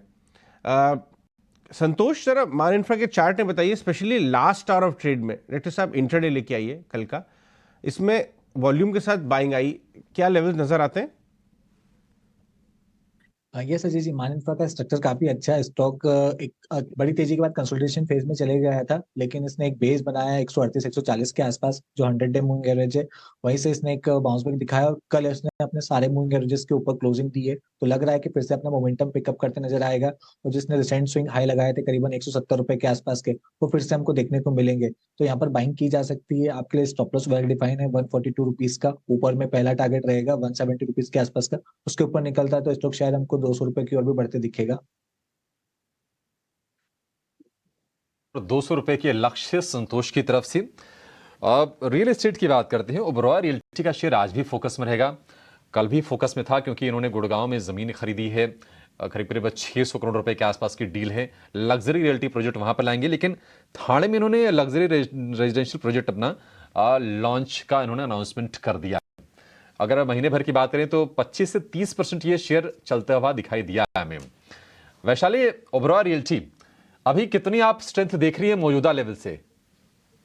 मुझे लग रहा है दैट ऑलरेडी ओवरबॉट में हो चुका है और कल का जो कैंडल हमने देखा है, आई थिंक 1406 का हाई करके थोड़ा सेलिंग प्रेशर दिखा है। तो मुझे नहीं लग रहा है कि तुरंत ही यहाँ पे एक अपवर्ड मूव आएगा। द वे कल की जो कैंडल बनी है, मुझे लग रहा है ये लेवल पे थोड़ा कंसोलिडेट होएगा and then let's wait and watch. It needs to cross 1406, तो एक फर्दर रन अप हम देख सकते हैं। ओबरॉय रियल्टी को लेकर ये view. Pratap snacks block deal के चलते में देखा था कि तूफानी रफ्तार शेयर ने पकड़ी थी, 20% ऊपर ये गया था और अब डिटेल्स आ गए हैं कि किन्होंने पैसे लगाए हैं। तो दिग्गज निवेशक मधुसूदन केला, इन्होंने करीब करीब 3% के आसपास की इक्विटी परचेज की है प्रमोटर से और हमने कल 978 रुपए के भाव देखे हैं। विनोद, किस तरह से देख रहे हैं आप इस डेवलपमेंट को? क्योंकि होता क्या है कि जब बड़े निवेशक आते हैं, हालांकि बाजार को इसका अंदाजा रहा होगा तभी ये शेयर चढ़ा है, फिर भी आज किसी के अगर रडार पर ये शेयर हो तो उसे क्या करना चाहिए? डेफिनेटली ये जो डेवलपमेंट हुआ है वो सेंटिमेंटली और उससे पॉजिटिव डेवलपमेंट है, बट कंपनीज का परफॉर्मेंस को देखते हुए जो रिसेंट परफॉर्मेंस रहा लास्ट 2 साल के वो उतना इंप्रेसिव नहीं हुआ है, राइट। इनके अगर मैं रिटर्न्स रेशियो की बात करूं तो बहुत ही पुअर है, लगभग सिंगल डिजिट 1 से 2% के बीच में इनका आरओई आरओसी आता है, जो उतना मुझे इंप्रेसिव नहीं लगता है। But definitely I mean at the same time जो इनको जो कंपटीशन, जैसे अभी अजय जी ने बताया था, अब जो कंपटीशन क्यूएसआर सेगमेंट में अनऑर्गेनाइज सेगमेंट से जो आ रहा है, जो काफी आई मीन डेट्रीमेंटल समझा जा रहा है ऑर्गेनाइज क्यूएसआर में, वो चीज इसमें भी काफी विजिबल है प्रताप इंडस्ट्री में, क्योंकि इसमें भी जो है अनऑर्गेनाइज कंपटीशन काफी ज्यादा है, जिसके वजह से इनमें प्राइसिंग प्रेशर हो रही है इन कंपनियों में। But overall it has to be seen कि अगर आने वाले समय में कंपनीज के न्यू प्रोडक्ट लॉन्चेस कैसे हैं, कैसे डिस्ट्रीब्यूशन नेटवर्क हो, वो सब मुझे मैं अभी देखा नहीं हूँ, बट ओवरऑल जिस हिसाब से इनका परफॉर्मेंस रिटर्न रेशियो निकल के आ रहा है और जो टीटीएम बेस पे जो अर्निंग दिखता है 101 का ऊपर में जो दिखता है, मैं उतना हमारा व्यू उतना पॉजिटिव नहीं रहेगा ये कंपनी के ऊपर अभी। ठीक है, आप पॉजिटिव नहीं है, लेकिन इस बीच ब्लॉक डील ने तो अपना असर दिखाया ही था कल, और हो सकता है आज भी शेयर चले, क्योंकि मोमेंटम में तो वापस से आ चुका है। 3 महीने का चार्ट आप देख पा रहे थे, करीब 10% और कल में 20% है। तो इसका मतलब यह है कि कई दिनों की, कई महीनों की कंसोलिडेशन से तोड़कर कल में ऊपर आया है। खैर आगे बढ़ते हैं, कुछ सीमेंट कंपनीज के बारे में भी हमको पता करना है, लेकिन उससे पहले एक निमोरा ने चैनल चेक किया है कि नवंबर में सीमेंट सेक्टर की समय स्थिति क्या है, यानी कि डिमांड सप्लाई क्या और प्राइसिंग क्या और कॉस्टिंग क्या है। ये सब कुछ कंपाइल करके आए हैं मेरे सहयोगी सौमित, वो जुड़ रहे हैं मेरे साथ। सौमित गुड मॉर्निंग, जरा बताएं ये निमोरा का रिपोर्ट क्या कह रहा है, चैनल चेक क्या कह रहा है? चैनल चेक से यही पता चल रहा है कि नवंबर के जो प्राइसेस है वो उसमें थोड़ा बहुत मॉडरेशन देखने मिला है, बट उसके बावजूद अगर आप Q3 के क्वार्टर के जो प्राइसेस है अभी तक जो एवरेज प्राइसेस है वो फिर भी हायर है सिक्वेंशियल बेसिस पे। तो क्वार्टर के अगर जो प्राइसेस है वो 17 रुपये से फिर भी हायर है प्रति bag on a sequential basis, but November month में जो प्राइसेस है उसमें 7 रुपये की हमें डिक्लाइन देखने को मिली है on a month on month basis. अब ये जो डिक्लाइन है ये सारे रीजन्स में देखने मिले हैं सिवाय के सदर्न रीजन में। सदर्न रीजन की अगर हम बात करें तो वहाँ पे अक्टूबर महीने में करीब 35 रुपीज़ पर बैग का प्राइस हाइक लिया गया था, जो कि कंप्लीटली अब्जॉर्ब हो चुका है, जो कि एक पॉजिटिव साइन है। बट नॉर्दर्न रीजन की अगर हम बात करें तो वहाँ पे मंथ ऑन मंथ बेसिस पे प्राइसेस 13 रुपये प्रति बैग से करेक्ट हुए हैं, और इसके पीछे का रीज़न है वीक डिमांड, क्योंकि लेबर अनअवेलेबिलिटी था और कंस्ट्रक्शन में भी बैन लगाया गया था, जिसकी वजह से वीक डिमांड था और इसीलिए प्राइसेस 13 रुपये प्रति बैग से करेक्ट हुए हैं। वेस्टर्न रीजन में भी 12 रुपये प्रति बैग से प्राइसेस करेक्ट हुए हैं, क्योंकि डिमांड वीक था, क्योंकि फेस्टिव सीजन था तो उतना डिमांड ऑफ टेक नहीं हुआ है।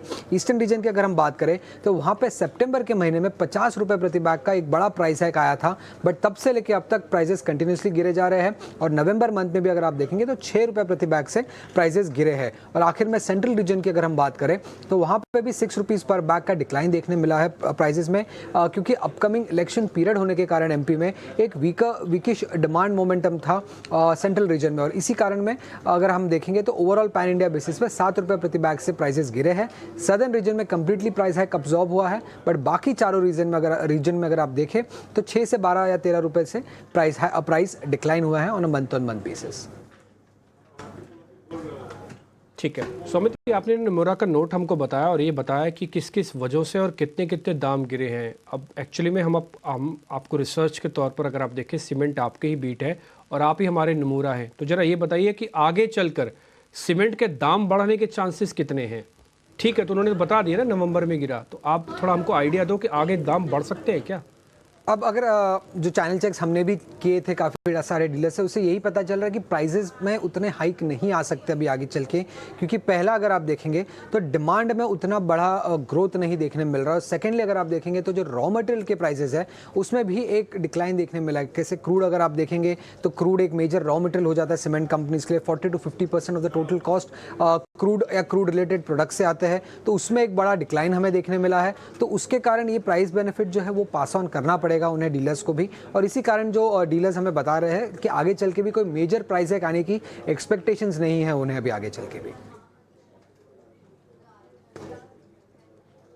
ठीक है सुमित, बहुत शुक्रिया, थैंक यू वेरी मच। ये स्थिति भी आपने बता दी और आगे क्या हो सकता है इसके बारे में भी मोटा मोटी हमको आंकलन लग गया कि दाम उतनी स्पीड से नहीं बढ़ेंगे जितनी स्पीड से कम हुए हैं।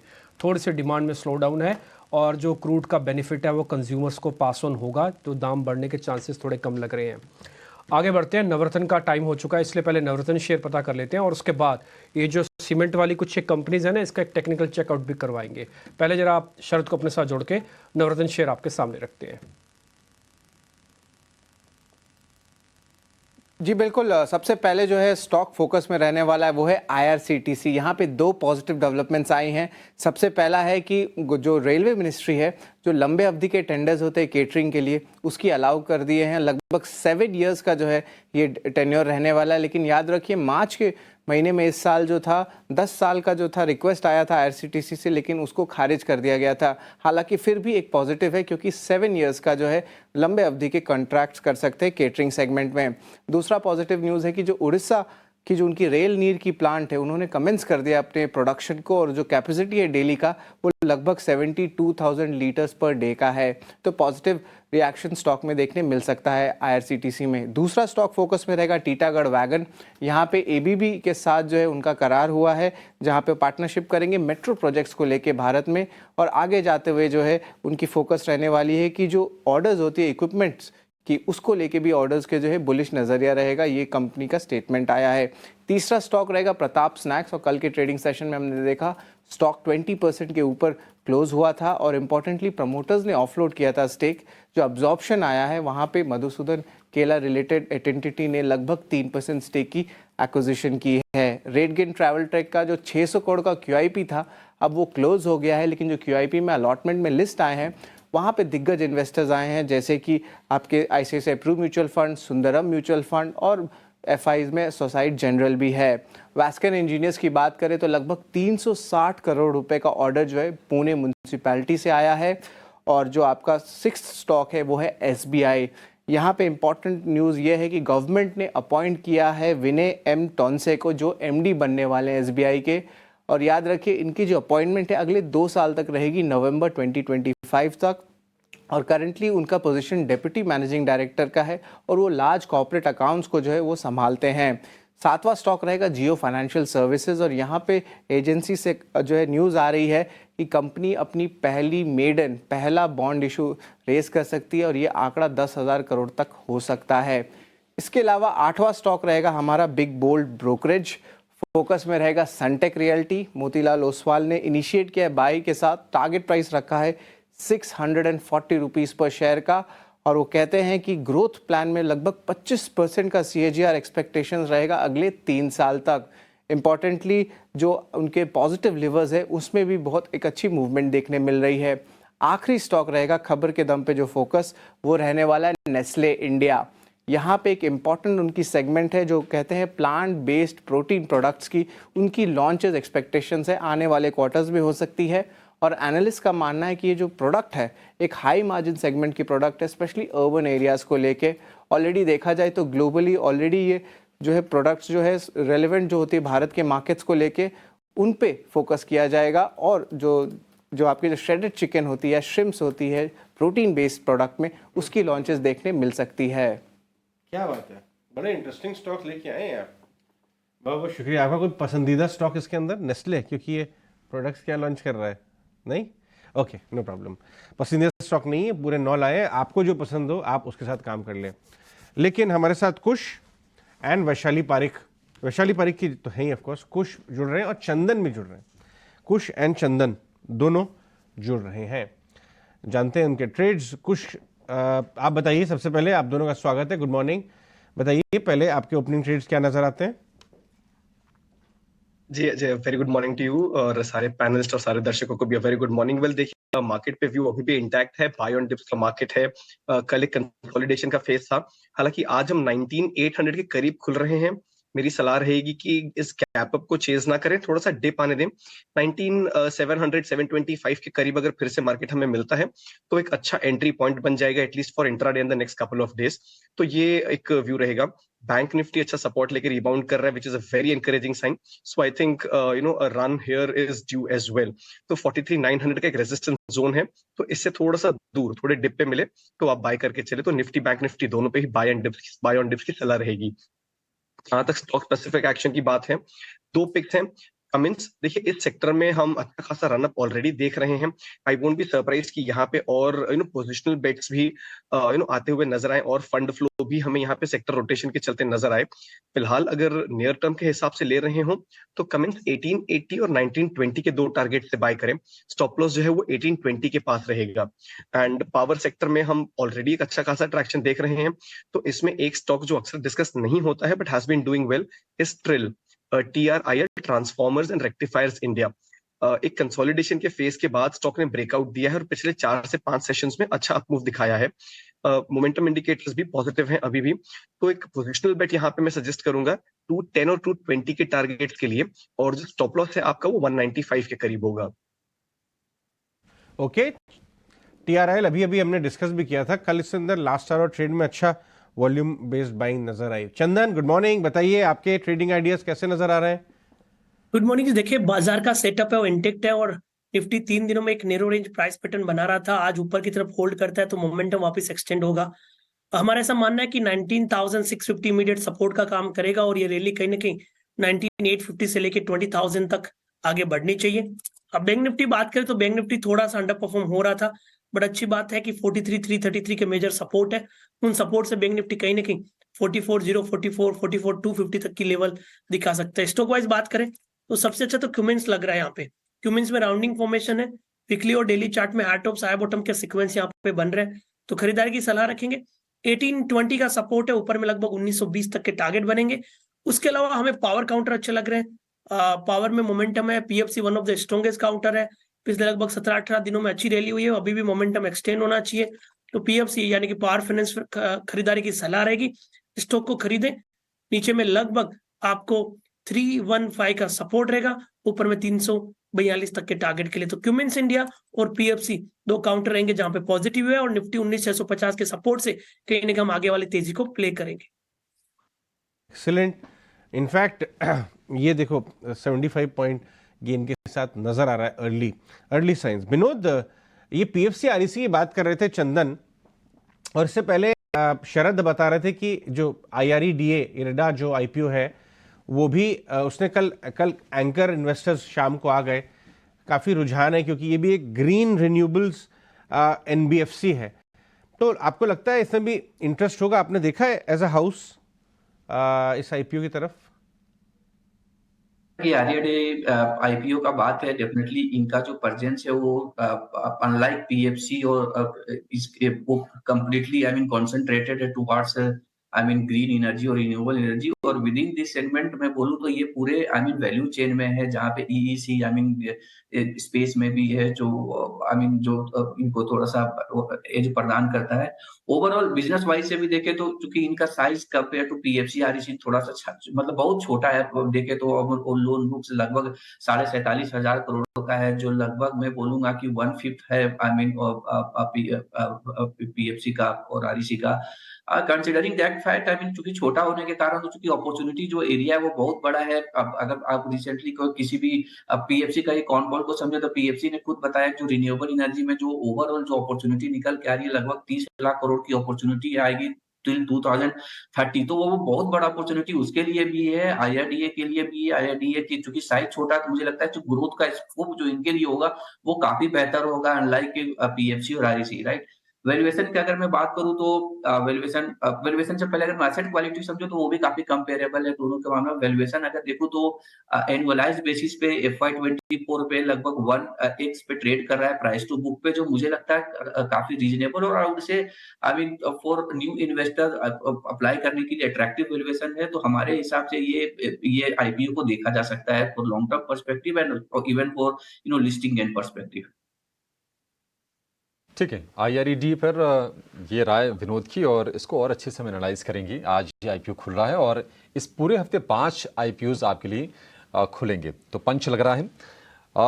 टाइटन पर एक व्यू चाहिए आपसे चंदन जी, क्योंकि CLSA ने खरीदारी की रेटिंग बरकरार रखी है और लक्ष्य को 3,948 से बढ़ाकर कर दिया है 4,029 रुपये।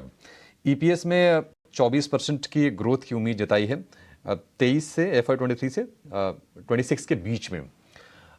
शेयर आपको कैसा लग रहा है? हालांकि हम देख रहे हैं कि छोटी छोटी तेजी के साथ ही लेकिन शेयर मोमेंटम में दिख रहा है, क्या करना चाहिए इसमें? स्ट्रॉन्गेस्ट काउंटर है और हर बार हमारी यहाँ पे खरीदारी की सलाह है। मेरे हिसाब से आज के दिन जो ब्रेकआउट होगा वो स्टॉक को नई लाइफ टाइम हाई की तरफ अग्रसित करेगा। सो बिल्कुल खरीदारी की सलाह है यहाँ पे टाइटन पे। मेरा ऐसा मानना है कि 3285 3285 का सपोर्ट बना सकते हो। ऊपर में कहीं ना कहीं 3450 से लेके 3480 तक के टारगेट यहाँ पे ओपन होते हुए नजर आ रहे हैं। ठीक है, टाइटन को लेकर ये व्यू। लेकिन कल हमने देखा था कि इंडेक्स पे जो प्रेशर बना था उसमें रिलायंस के चलते थोड़ा सा हमने दबाव देखा था। हालांकि 100 रुपए के मूव्स आए हैं, 22.5 रुपए तक ये स्टॉक गया था, उससे नीचे भी गया था, वहां से चलते चलते 23.5 रुपए के आसपास के भाव हैं। आज शायद थोड़ी सी पॉजिटिव शुरुआत हो। अगर तेजी पर शुरुआत होती है कुछ अगर रिलायंस की, क्या उसको राइड करना ठीक रहेगा? तो अभिषेक, किसी ने अगर पहले पोजीशन ली हो और अभी भी होल्ड कर रहे हो, तो बिल्कुल मैं कहूंगा यहाँ पे 2330 का एक ट्रेलिंग स्टॉप लॉस लेके इसको राइड करके चलें। हालांकि इसमें जो नियर टर्म रेजिस्टेंस है ये 2420 के करीब आ रहा है। तो ट्रेडिंग के लिहाज से अगर कोई देख रहे हो तो 2420 को अपना पहला टारगेट बना के चले और 2330 को अपना एक ट्रेलिंग स्टॉप लॉस बना के चले। बोलेगा कि इस बार का हफ्ता जो है रिलायंस इंडस्ट्रीज और एचडीएफसी के नाम रह सकता है, क्योंकि ये दोनों शेयर्स इंडाइसिस को इस जगह से लेके ऊपर आने में काफ़ी बड़ा योगदान दे सकते हैं। कल भी हमने दिन भर रिलायंस इंडस्ट्रीज को ट्रैक किया, आज फिर से करेंगे। आज तो गैप दे रहा है और एक करीब 1% ऊपर एचडीएफसी भी खुल रहा है, करीब 15 रुपये ये भी है। तो दोनों शेयर्स की वेटेज अपने आप में बताने के लिए बहुत होती है। आते हैं निफ्टी के लेवल पे जो फ्रीज हुए हैं, 76 पॉइंट ऊपर है, 770 है। हम करीब 800 के निकट फिर से पहुंच गए हैं। तो 800 के आसपास जितना पहुंचेंगे उतनी प्रोबेबिलिटी हाई हो जाएगी कि इस रेजिस्टेंस को हम ब्रेक कर सकते हैं। ये थर्ड टाइम होगा जब हम वापस से 19,800 850 की रेंज को पार करने की कोशिश करेंगे। आज बढ़ने वाले शेयर्स में Hindalco, HDFC bank, HCL tech, Reliance industries और जीएसडब्ल्यू स्टील जैसे शेयर्स हैं, करीब आधा % ऊपर हैं।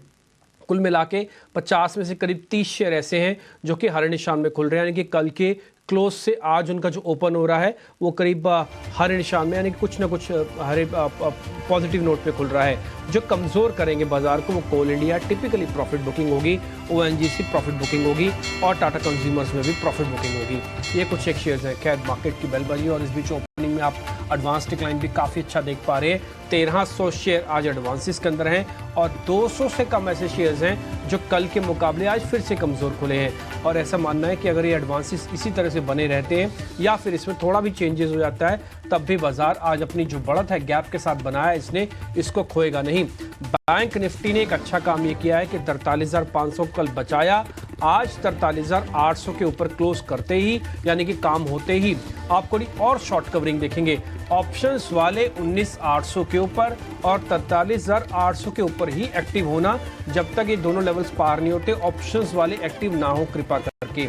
दूसरी बात, आ जाते हैं जरा बढ़ने वाले शेयर्स पे। निफ्टी के टॉप 50 काउंटर्स में हिंडाल्को, जीएसडब्ल्यू स्टील अपनी स्क्रीन पे लेके आई। जरा मेटल्स के शेयर्स, टाटा स्टील ऊपर है।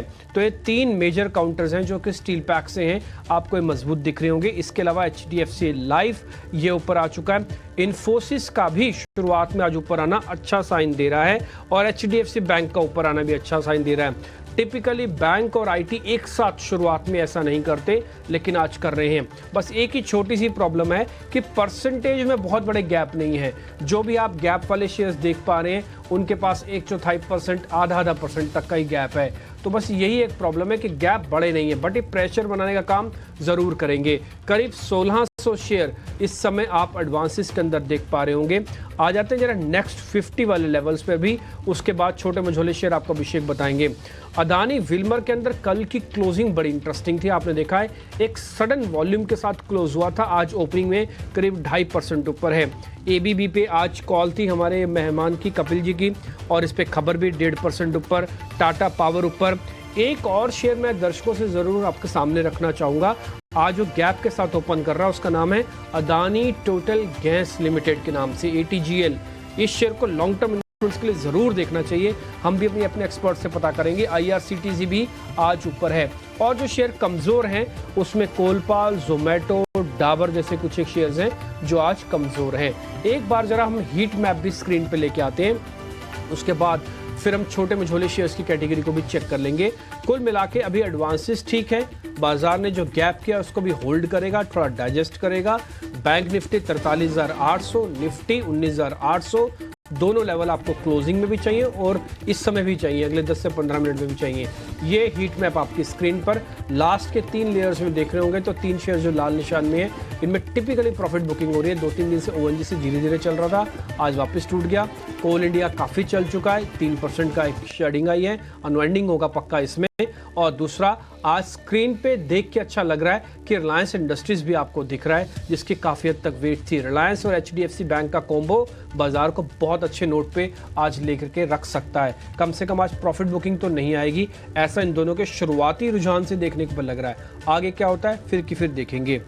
अभिषेक के पास चलते हैं, वो आपको छोटे मझोले शेयर्स बता रहे हैं, फिर अजय मार्केट के गेस्ट से आपको कनेक्ट कर देंगे।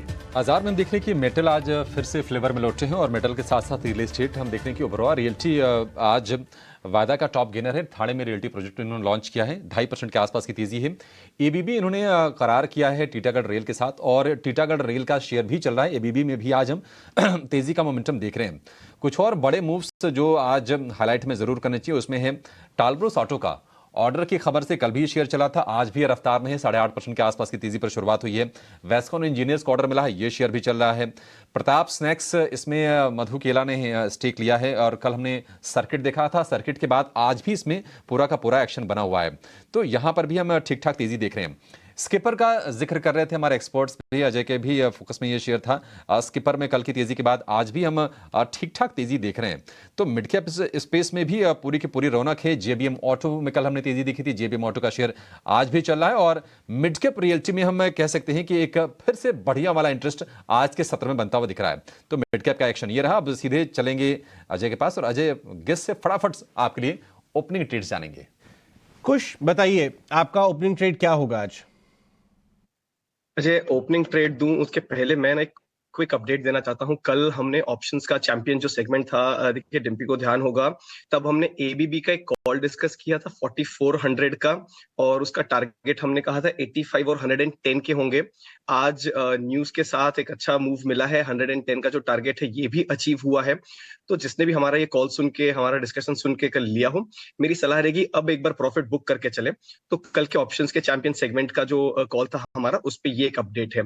अब जो मुझे एक स्टॉक यहाँ पे अच्छा लग रहा है, जिसमें मोमेंटम सा लौटता हुआ नजर आ रहा है, that is actually Indian hotels. हालांकि ये 415 420 के रेजिस्टेंस जोन के करीब है, बट जिस तरीके का मोमेंटम सेटअप अब इसमें नजर आ रहा है, मुझे लग रहा है कि ये एक नए अपमूव के लिए रेडी हो रहा है। 430 जो इसका नियर टर्म हाई था, ये टेस्ट हो सकता है और उसके बाद 450 तक के लेवल्स भी पोजिशनली देखने मिल सकते हैं, बट नियर टर्म में 430 के लिए प्ले करें। स्टॉप लॉस जो रहेगा आपका वो 415 का रहेगा। चंदन, आपका ओपनिंग ट्रेड क्या होगा? चंदन, बिल्कुल, आप ट्रेड्स की बात करें तो देखिए, मैंने एक यहाँ पे क्यूमिंस की बात की और स्टॉक में खुलने के बाद अच्छा खासा मोमेंटम बना हुआ है, गैप अप ओपनिंग के बाद अपने आप को होल्ड कर रहा है, तो इस काउंटर पे तो बिल्कुल ध्यान रखना चाहिए। और उसके अलावा कहीं ना कहीं ऐसा लग रहा है रेलवे काउंटर पे फोकस है, तो मैं यहाँ पे कॉनकोर पे खरीदारी की सलाह देना चाहूंगा। कॉनकोर में नया मोमेंटम यहाँ पे बना है, 740 का सपोर्ट रखिए, ऊपर में लगभग 785 तक के लेवल आपको बनेंगे।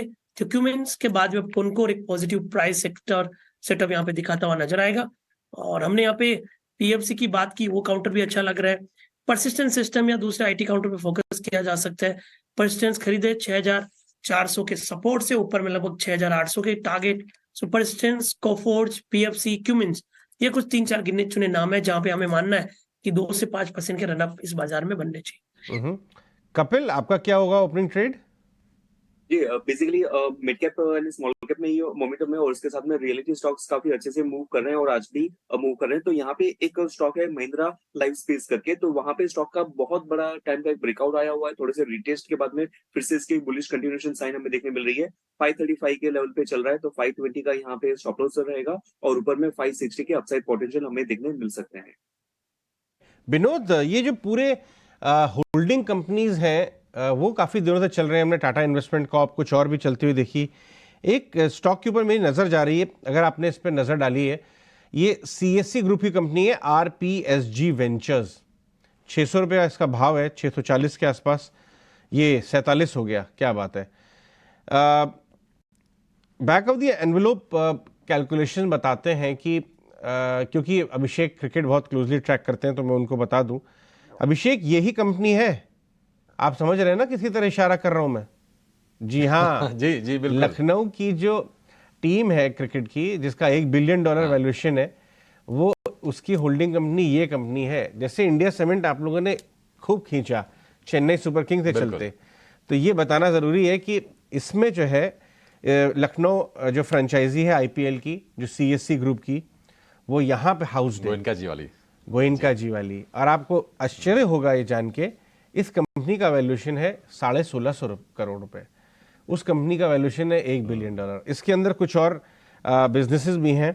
एक मॉल है कोलकाता में, क्वेस्ट मॉल, और मैं देख रहा हूँ, जो मैं रिसर्च जो देख रहा हूँ, इसके अंदर मोहन बगान फुटबॉल की जो कंपनी है उसमें 71% स्टेक है। खैर हम चार्ट्स, हम इसकी बात कर लेते हैं। विनोद, आपने देखा है क्या ये? अच्छा विनोद है नहीं, कोई बात नहीं, कपिल से बजाते हैं। कपिल चार्ट्स देख के बताएं, विनोद है नहीं तो हम बताते हैं। स्पोर्ट्स 2 फ्रेंचाइजीज, एटीके मोहन बगान, आरपीएसजी स्पोर्ट्स लखनऊ वाले, और प्लस कुछ और कारोबार। लेकिन 650 के भाव पे कैसा दिखता है चार्ट्स के हिसाब से प्योरली? कपिल जी फिलहाल तो यानी जैसे आपने बताया कि होल्डिंग कंपनीज जो है वहाँ पे काफी अच्छा ट्रैक्शन हमें देखने मिल रहा है।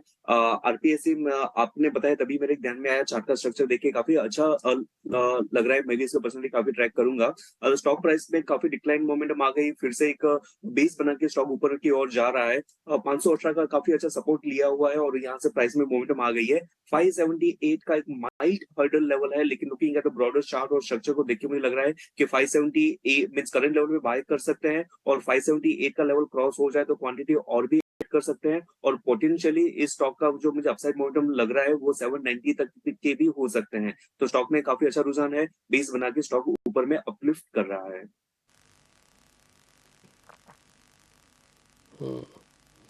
आज फिर से कंपनी है रैलीज इंडिया। हमने आपको कल परसों भी इस पर नोटिस करवाया था कि ये शेयर कुछ वोखार्ड जैसा है।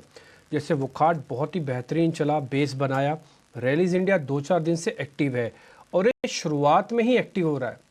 ये ऐसा नहीं कि दिन के बाद सेकंड हाफ में या फिर क्लोजिंग के समय एकदम से मूव आता है, ये ओपनिंग से ही अपने आप को ठीक रखता है। एक बार खुश चेक करना रैलीज इंडिया।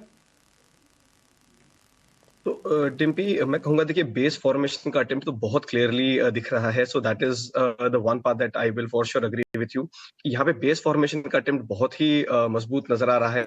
एक बैंड में ही है, 222 से लेके आप देखें तो 218 216 के जो जोन है इसके आसपास।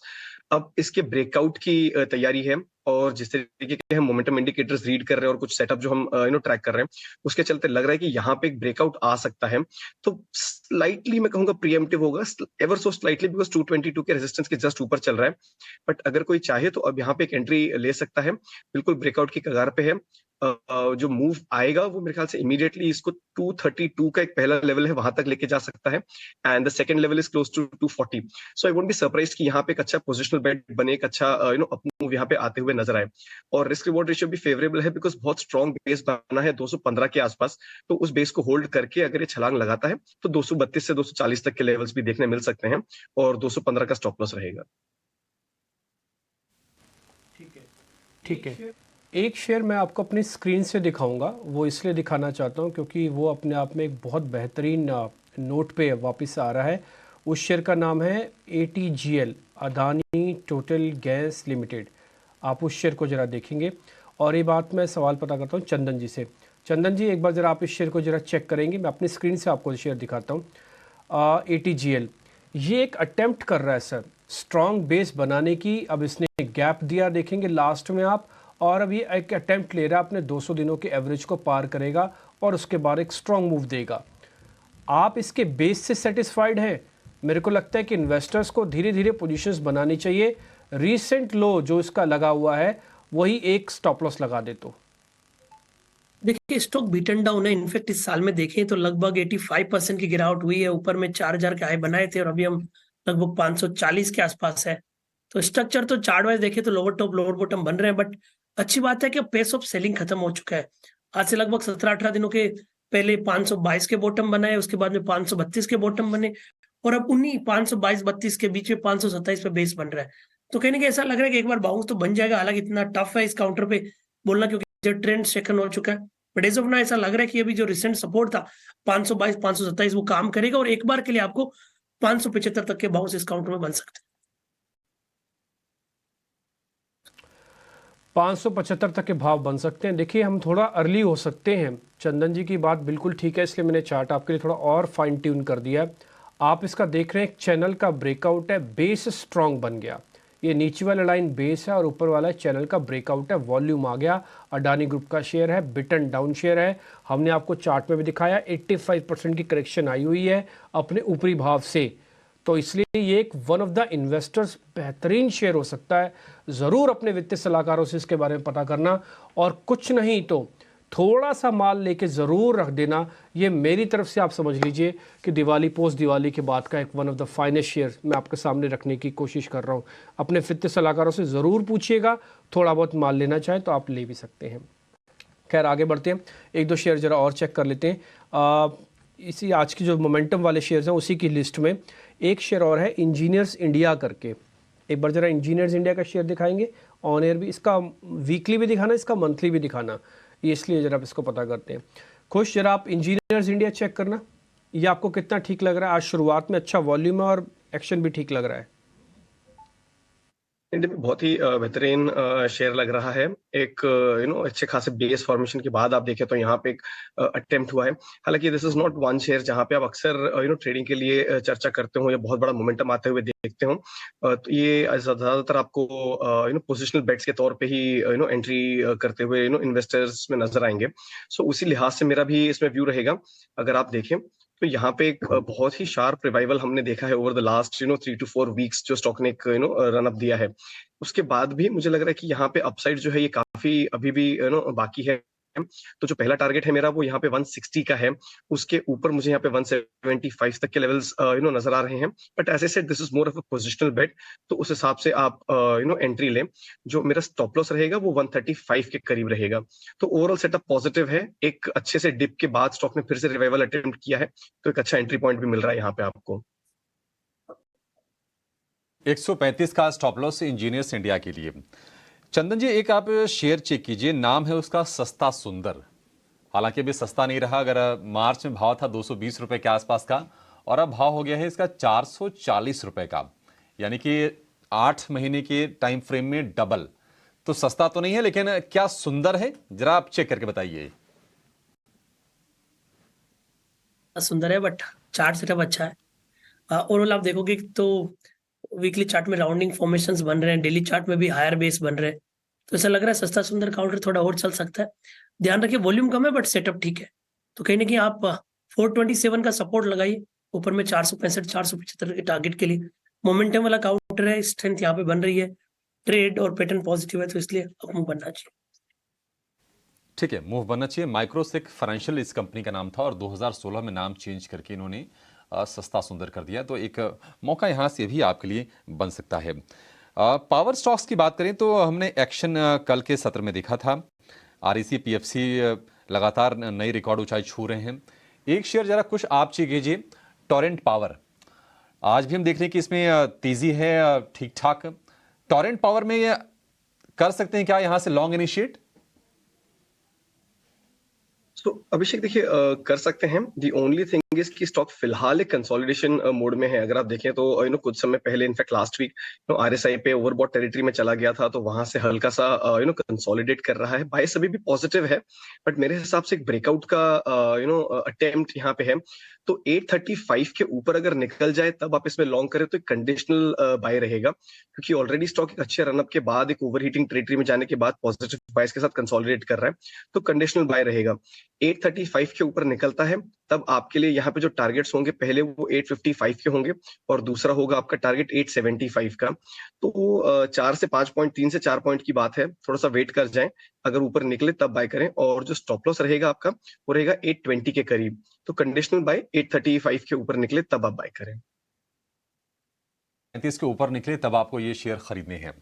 कपिल, आज हम देख रहे हैं कि सरकारी कंपनीज और खास तौर से जो एनर्जी सेगमेंट से जुड़ी है वहां पर थोड़े से प्रेशर है। हालांकि शेयर चले बहुत हैं, कोल इंडिया में करीब 3.5% के आसपास की नरवी है। ओएमसीज का भी मूड आज उतना अच्छा नहीं है, हम कह सकते हैं कमजोर साइड पर ही है, सुस्ती के साथ कारोबार कर रहे हैं। लेकिन ओएनजीसी हमने देखा था 200 रुपये के ऊपर ये शेयर गया था, लेकिन आज भी प्रेशर में है। और इस प्रेशर पर सवाल मैं इसलिए पूछ रहा हूं क्योंकि हमने देखा कि क्रूड थोड़ा सा स्पाइक अप हुआ है, $82 के आसपास गया है, जो कि ओएनजीसी के लिए पॉजिटिव चीज होती है।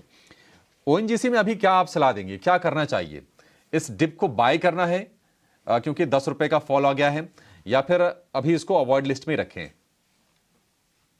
स्ट्रक्चर ओएनजीसी से काफी अच्छा है, नो डाउट अभी करेक्टिव मोमेंटम है और काफी बार करेक्टिव मोमेंटम को हम एक डिस्काउंट सेल की तरह देखते हैं। 193 पे चल रहा है, नीचे में जो इसके इमीडिएट सपोर्ट लेवल मैं देख रहा हूँ वो कहाँ कहाँ पे 190 से लेके 188 के यहाँ पे देखने मिलते हैं। तो थोड़ा सा और कूल ऑफ हो जाए, मेरे बाइंग के जोन में आ जाए 190 188 के रेंज में, तो वहां पे फिर से मैं बाई की अपॉर्चुनिटी देखूंगा। स्ट्रक्चर ओवरऑल इसका काफी अच्छा है, तो बाय ऑन डिप्स बनता है। आवट पर खरीदारी के मौके बनते हैं। और टालब्रूस ऑटो, इनको एक ऑर्डर मिला था और ऑर्डर के दम पर कल ये शेयर, मतलब जिस तरह की ऑर्डर थी वो रफ्तार कल शेयर ने दिखा दी थी, लेकिन आज अच्छी चीज ये है कि इसमें फॉलो अप बाइंग आ रही है। सवाल अब इसमें खरीदने वाला नहीं है, सवाल यह है कुछ आपसे कि जो एंटर जिन्होंने किया होगा, मान लीजिए 250 रुपए के भाव पर, 250 के भाव पर ट्रेड का व्यू रखा हो, शेयर तूफानी रफ्तार से भाग गया, क्या वो प्रॉफिट टेकिंग कर लें, या फिर चार्ट्स इतने अच्छे आपको लग रहे हैं कि स्टॉप लॉस लगा के इसमें बने रहें? सो अभिषेक देखिए, यहाँ पे मेरी अक्सर यही सलाह होती है कि जब स्टॉक ऐसे मोमेंटम में आ जाए तो प्रॉफिट बुकिंग की जल्दबाजी ना करें, ट्रेलिंग स्टॉप लॉस के साथ होल्ड करें, ये एक अच्छी रणनीति होती है। तो मैं यहाँ पे 305 का ट्रेलिंग स्टॉप लॉस सजेस्ट करूंगा, क्योंकि देखिए जिस तरीके का मोमेंटम यहाँ पे आप बनते हुए देख रहे हैं, हालांकि आज स्टॉक 328 का हाई बना के थोड़ा सा वहां से स्लिप होता हुआ नजर आया है, बट मोमेंटम अब भी है और शुरुआती सत्र में ही वॉल्यूम बहुत अच्छा यहाँ पे हमें नजर आ रहा है। तो हो सकता है कि एक round of first hour of profit booking के बाद स्टॉक यहाँ से फिर से ऊपर की एक रन दिखाए, तो क्यों आप उस मोमेंटम को मिस करना चाहेंगे। तो सलाह रहेगी कि 305 का ट्रेलिंग स्टॉप लॉस यहाँ पे लगा के चले। अगर आपने 250-275 के करीब भी लिया हो, तब भी you will be in a very handsome profit अगर 305 का ट्रेलिंग स्टॉप लॉस ट्रिगर होता है तो उस स्टॉप लॉस के साथ बने रहें। ये जो मोमेंटम है इस स्टॉक को भी 330 और उसके ऊपर 345 तक के लेवल्स तक लेके जा सकता है। फ्रेश एंट्री ऑब्वियसली इसमें नहीं लेंगे, बट होल्ड करके चले 305 के ट्रेलिंग स्टॉप लॉस से।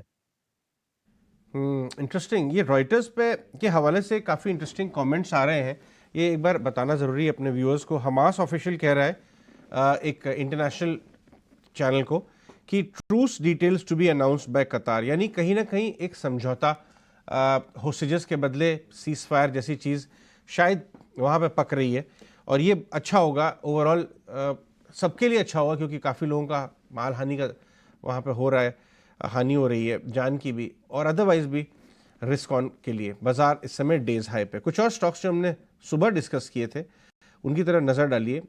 मान इंडस्ट्रीज़ 4% ऊपर है, इस समय डेज हाई पे है, और आरपीएसजी वेंचर्स अगेन होल्डिंग कंपनी जो हमने डिस्कस की थी वो भी 4-5% ऊपर आ गई है।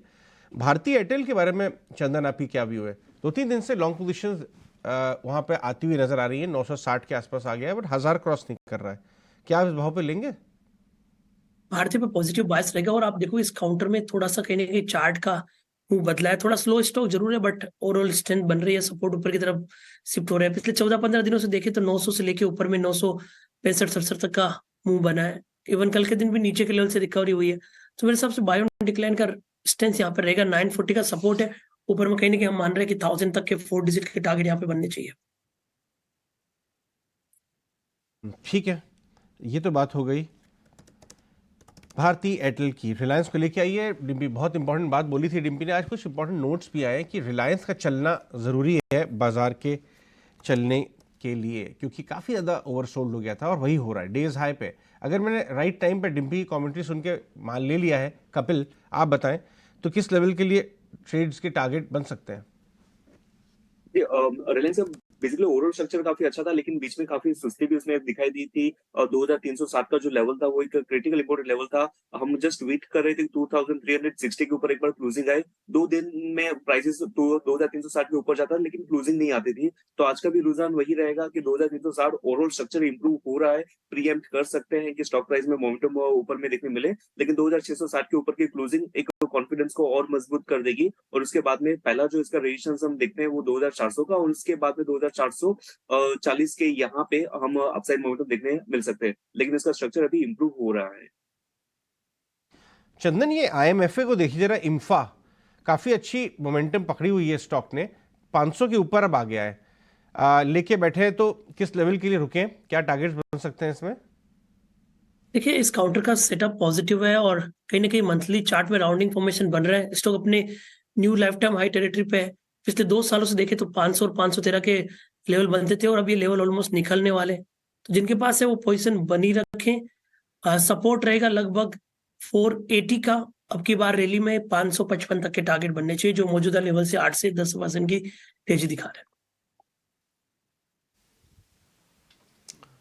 ठीक है, तो ये सलाह है आपके लिए। कुछ और शेयरों को जरा चेक करेंगे। आज हम देख रहे हैं कि मेटल स्टॉक्स में फिर से मूव लौटा है।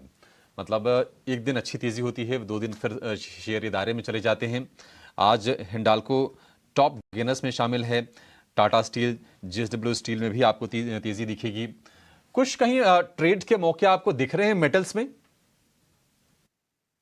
तो अभिषेक, इंसिडेंटली जो नाम आपने मेंशन किया यही हमारे रेडार पे पिछले 1-2 दिन से है, which is Hindalco.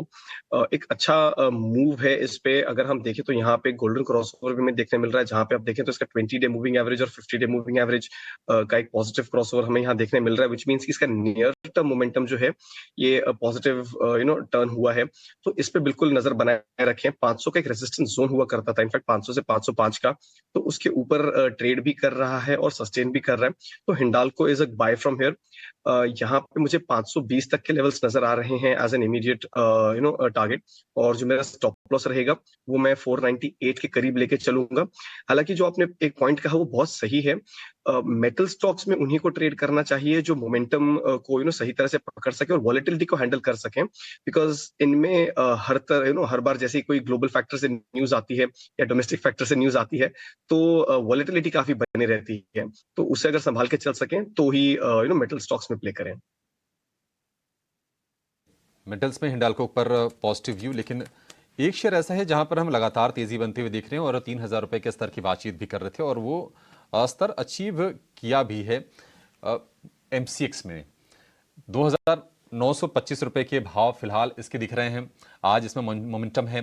Chandan ji, MCX trades के मौके हैं इसमें? बिल्कुल, हम एक्सचेंज रिलेटेड सारे काउंटर पे पिछले कुछ वीक से पॉजिटिव और एमसीएक्स यहाँ पे ठीक ही लग रहा है। 3 दिनों का करेक्टिव मूव कंप्लीट हुआ है, मेजर ट्रेंड पॉजिटिव है।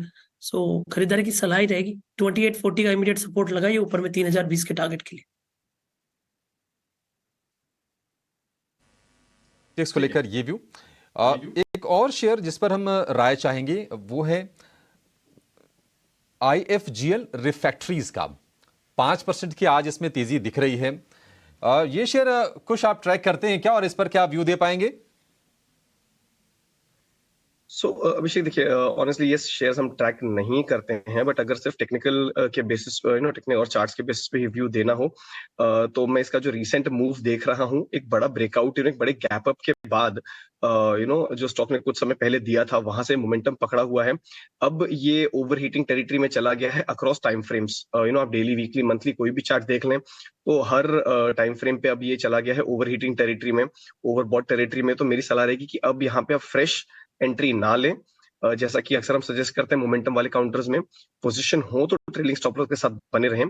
तो यहाँ पे जो आपका ट्रेलिंग स्टॉप लॉस निकल के आएगा वो 775 का रहेगा।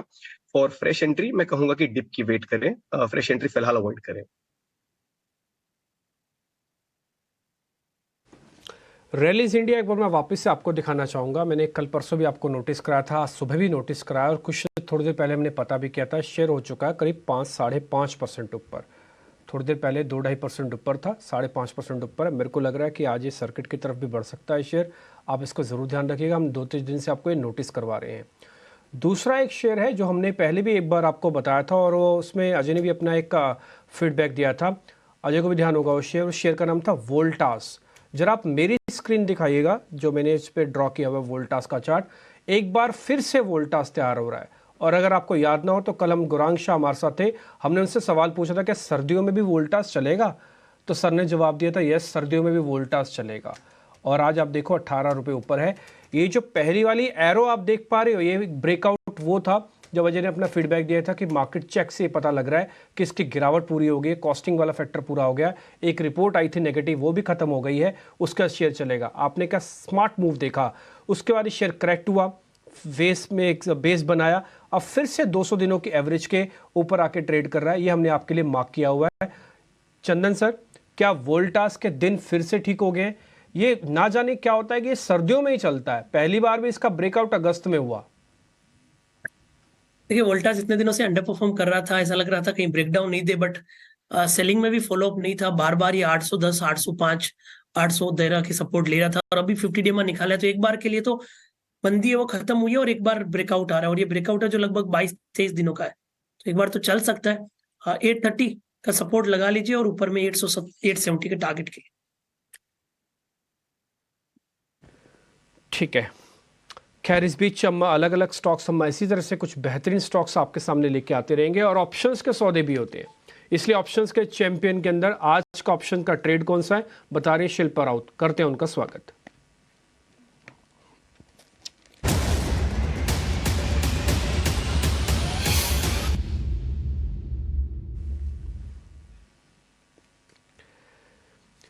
शिल्पा जी नमस्ते, बताइए मैम आज आपने कौन सा ऑप्शन चुना है?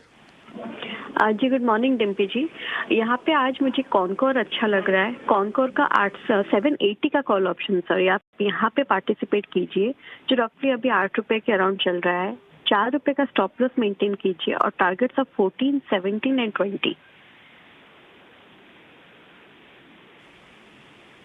ठीक है, ये 8 रुपए का ऑप्शन, ये इसी वाली एक्सपायरी का है ना शिल्पा, ये जो 30 तारीख को हो रही है?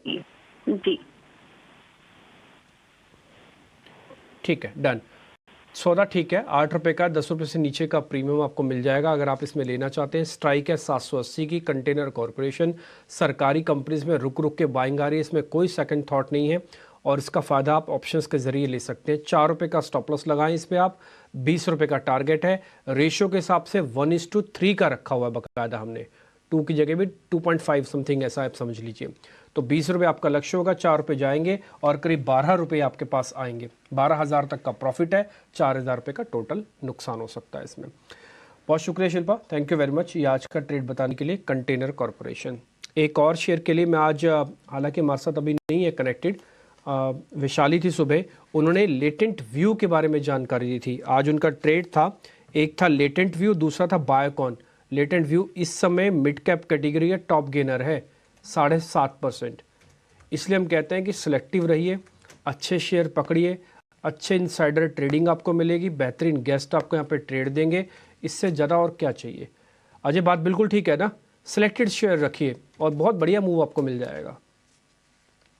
ठीक है, एक पॉइंट और करते हैं इस बीच में, जरा उनसे बात करूं गेस्ट से। मैं एक चीज़ आपको नोटिस करवाना भूल गया, वो था इंडिया विक्स, और साथ ही साथ में वो जो एडवांस डिक्लाइन वाला आपको मैं दिखाता हूं हर 5-10 मिनट के बाद में। एक बार फिर से दिखाइए, 90 पॉइंट की जो निफ्टी की तेज़ी है ना, वो एडवांस डिक्लाइन में काफ़ी हद तक उसका आइडिया लग जाता है, और आज इंडिया विक्स नहीं बढ़ रहा, ये फियर कम हो रहा है।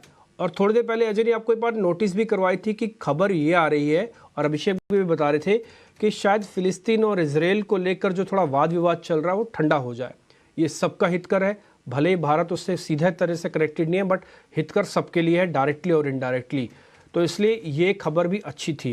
एडवांस डिक्लाइन आप देख पा रहे होगे 1:4 का है, और जिस दिन भी 1:3, 1:4 का एडवांस डिक्लाइन आपको मिल जाए, आप उस दिन अपने सपोर्ट्स की चिंता मत कीजिए, बस ये चेक कीजिए कि रेजिस्टेंस हम कब ब्रेक करने जा रहे हैं। बस ये पॉइंट मेरा है जो आपको नोटिस करवाना है। तो आज 2 अच्छी चीज़ें और हुई हैं इसके अलावा जो आपको स्क्रीन पर दिख रही हैं। मैंने ना एक बार बैंक निफ्टी के भी कंपोनेंट भी चेक किए, 12 में से करीब 9 शेयर ऊपर आकर चल रहे हैं, और सबसे बड़ा हैरान करने वाला नाम है HDFC बैंक। एक बार जरा दिखा सकते हैं स्क्रीन पर HDFC बैंक। सेम अगर आप निफ्टी के सबसे बड़े मार्केट के कंपोनेंट को चेक करेंगे, उसका नाम है रिलायंस इंडस्ट्रीज, जिन दोनों ने आज गैप दिया, आज दोनों बकायदा डेज हाई पे हैं। चंदन सर एक छोटी सी हेल्प कर देंगे आप, ये रिलायंस इंडस्ट्री और HDFC को भी ऑप्शन ट्रेड दे सकते हो? मेरे को सीधा सीधा लेना नहीं है अभी सर इनको, मैं ऑप्शंस के जरिए जाना चाहता हूँ। बिल्कुल, देखिए कहीं ना कहीं इन दोनों काउंटर में नीचे के लेवल से सपोर्ट बने हैं, बट कंसर्न ये है कि मोमेंटम नहीं है, तो ऑप्शंस को उस हिसाब से प्ले करें, बट यस ऑप्शन में ट्रेड किया जा सकता है। मैं रिलायंस का 2380 का कॉल देख रहा हूँ, लगभग 50-51 के आसपास चले, अभी 52 कुछ चल रहा है, 50 के आसपास ले लीजिए। सपोर्ट रहेगा आपका 36 के आसपास, ऊपर में टारगेट रहेंगे 85। अब हम HDFC बैंक की बात करें तो HDFC बैंक भी कहीं ना कहीं 1500 के जोन को होल्ड करने के लिए तैयार हो रहा है, और मोमेंटम स्लो है, बट यस कंपैरेटिवली अपने आप में स्टेबिलिटी बन रही है। तो 1520 का कॉल यहाँ पे देखिए, लगभग 31-32 के आसपास ले लीजिए। 23 रुपए का सपोर्ट, ऊपर में 45 रुपए के टारगेट।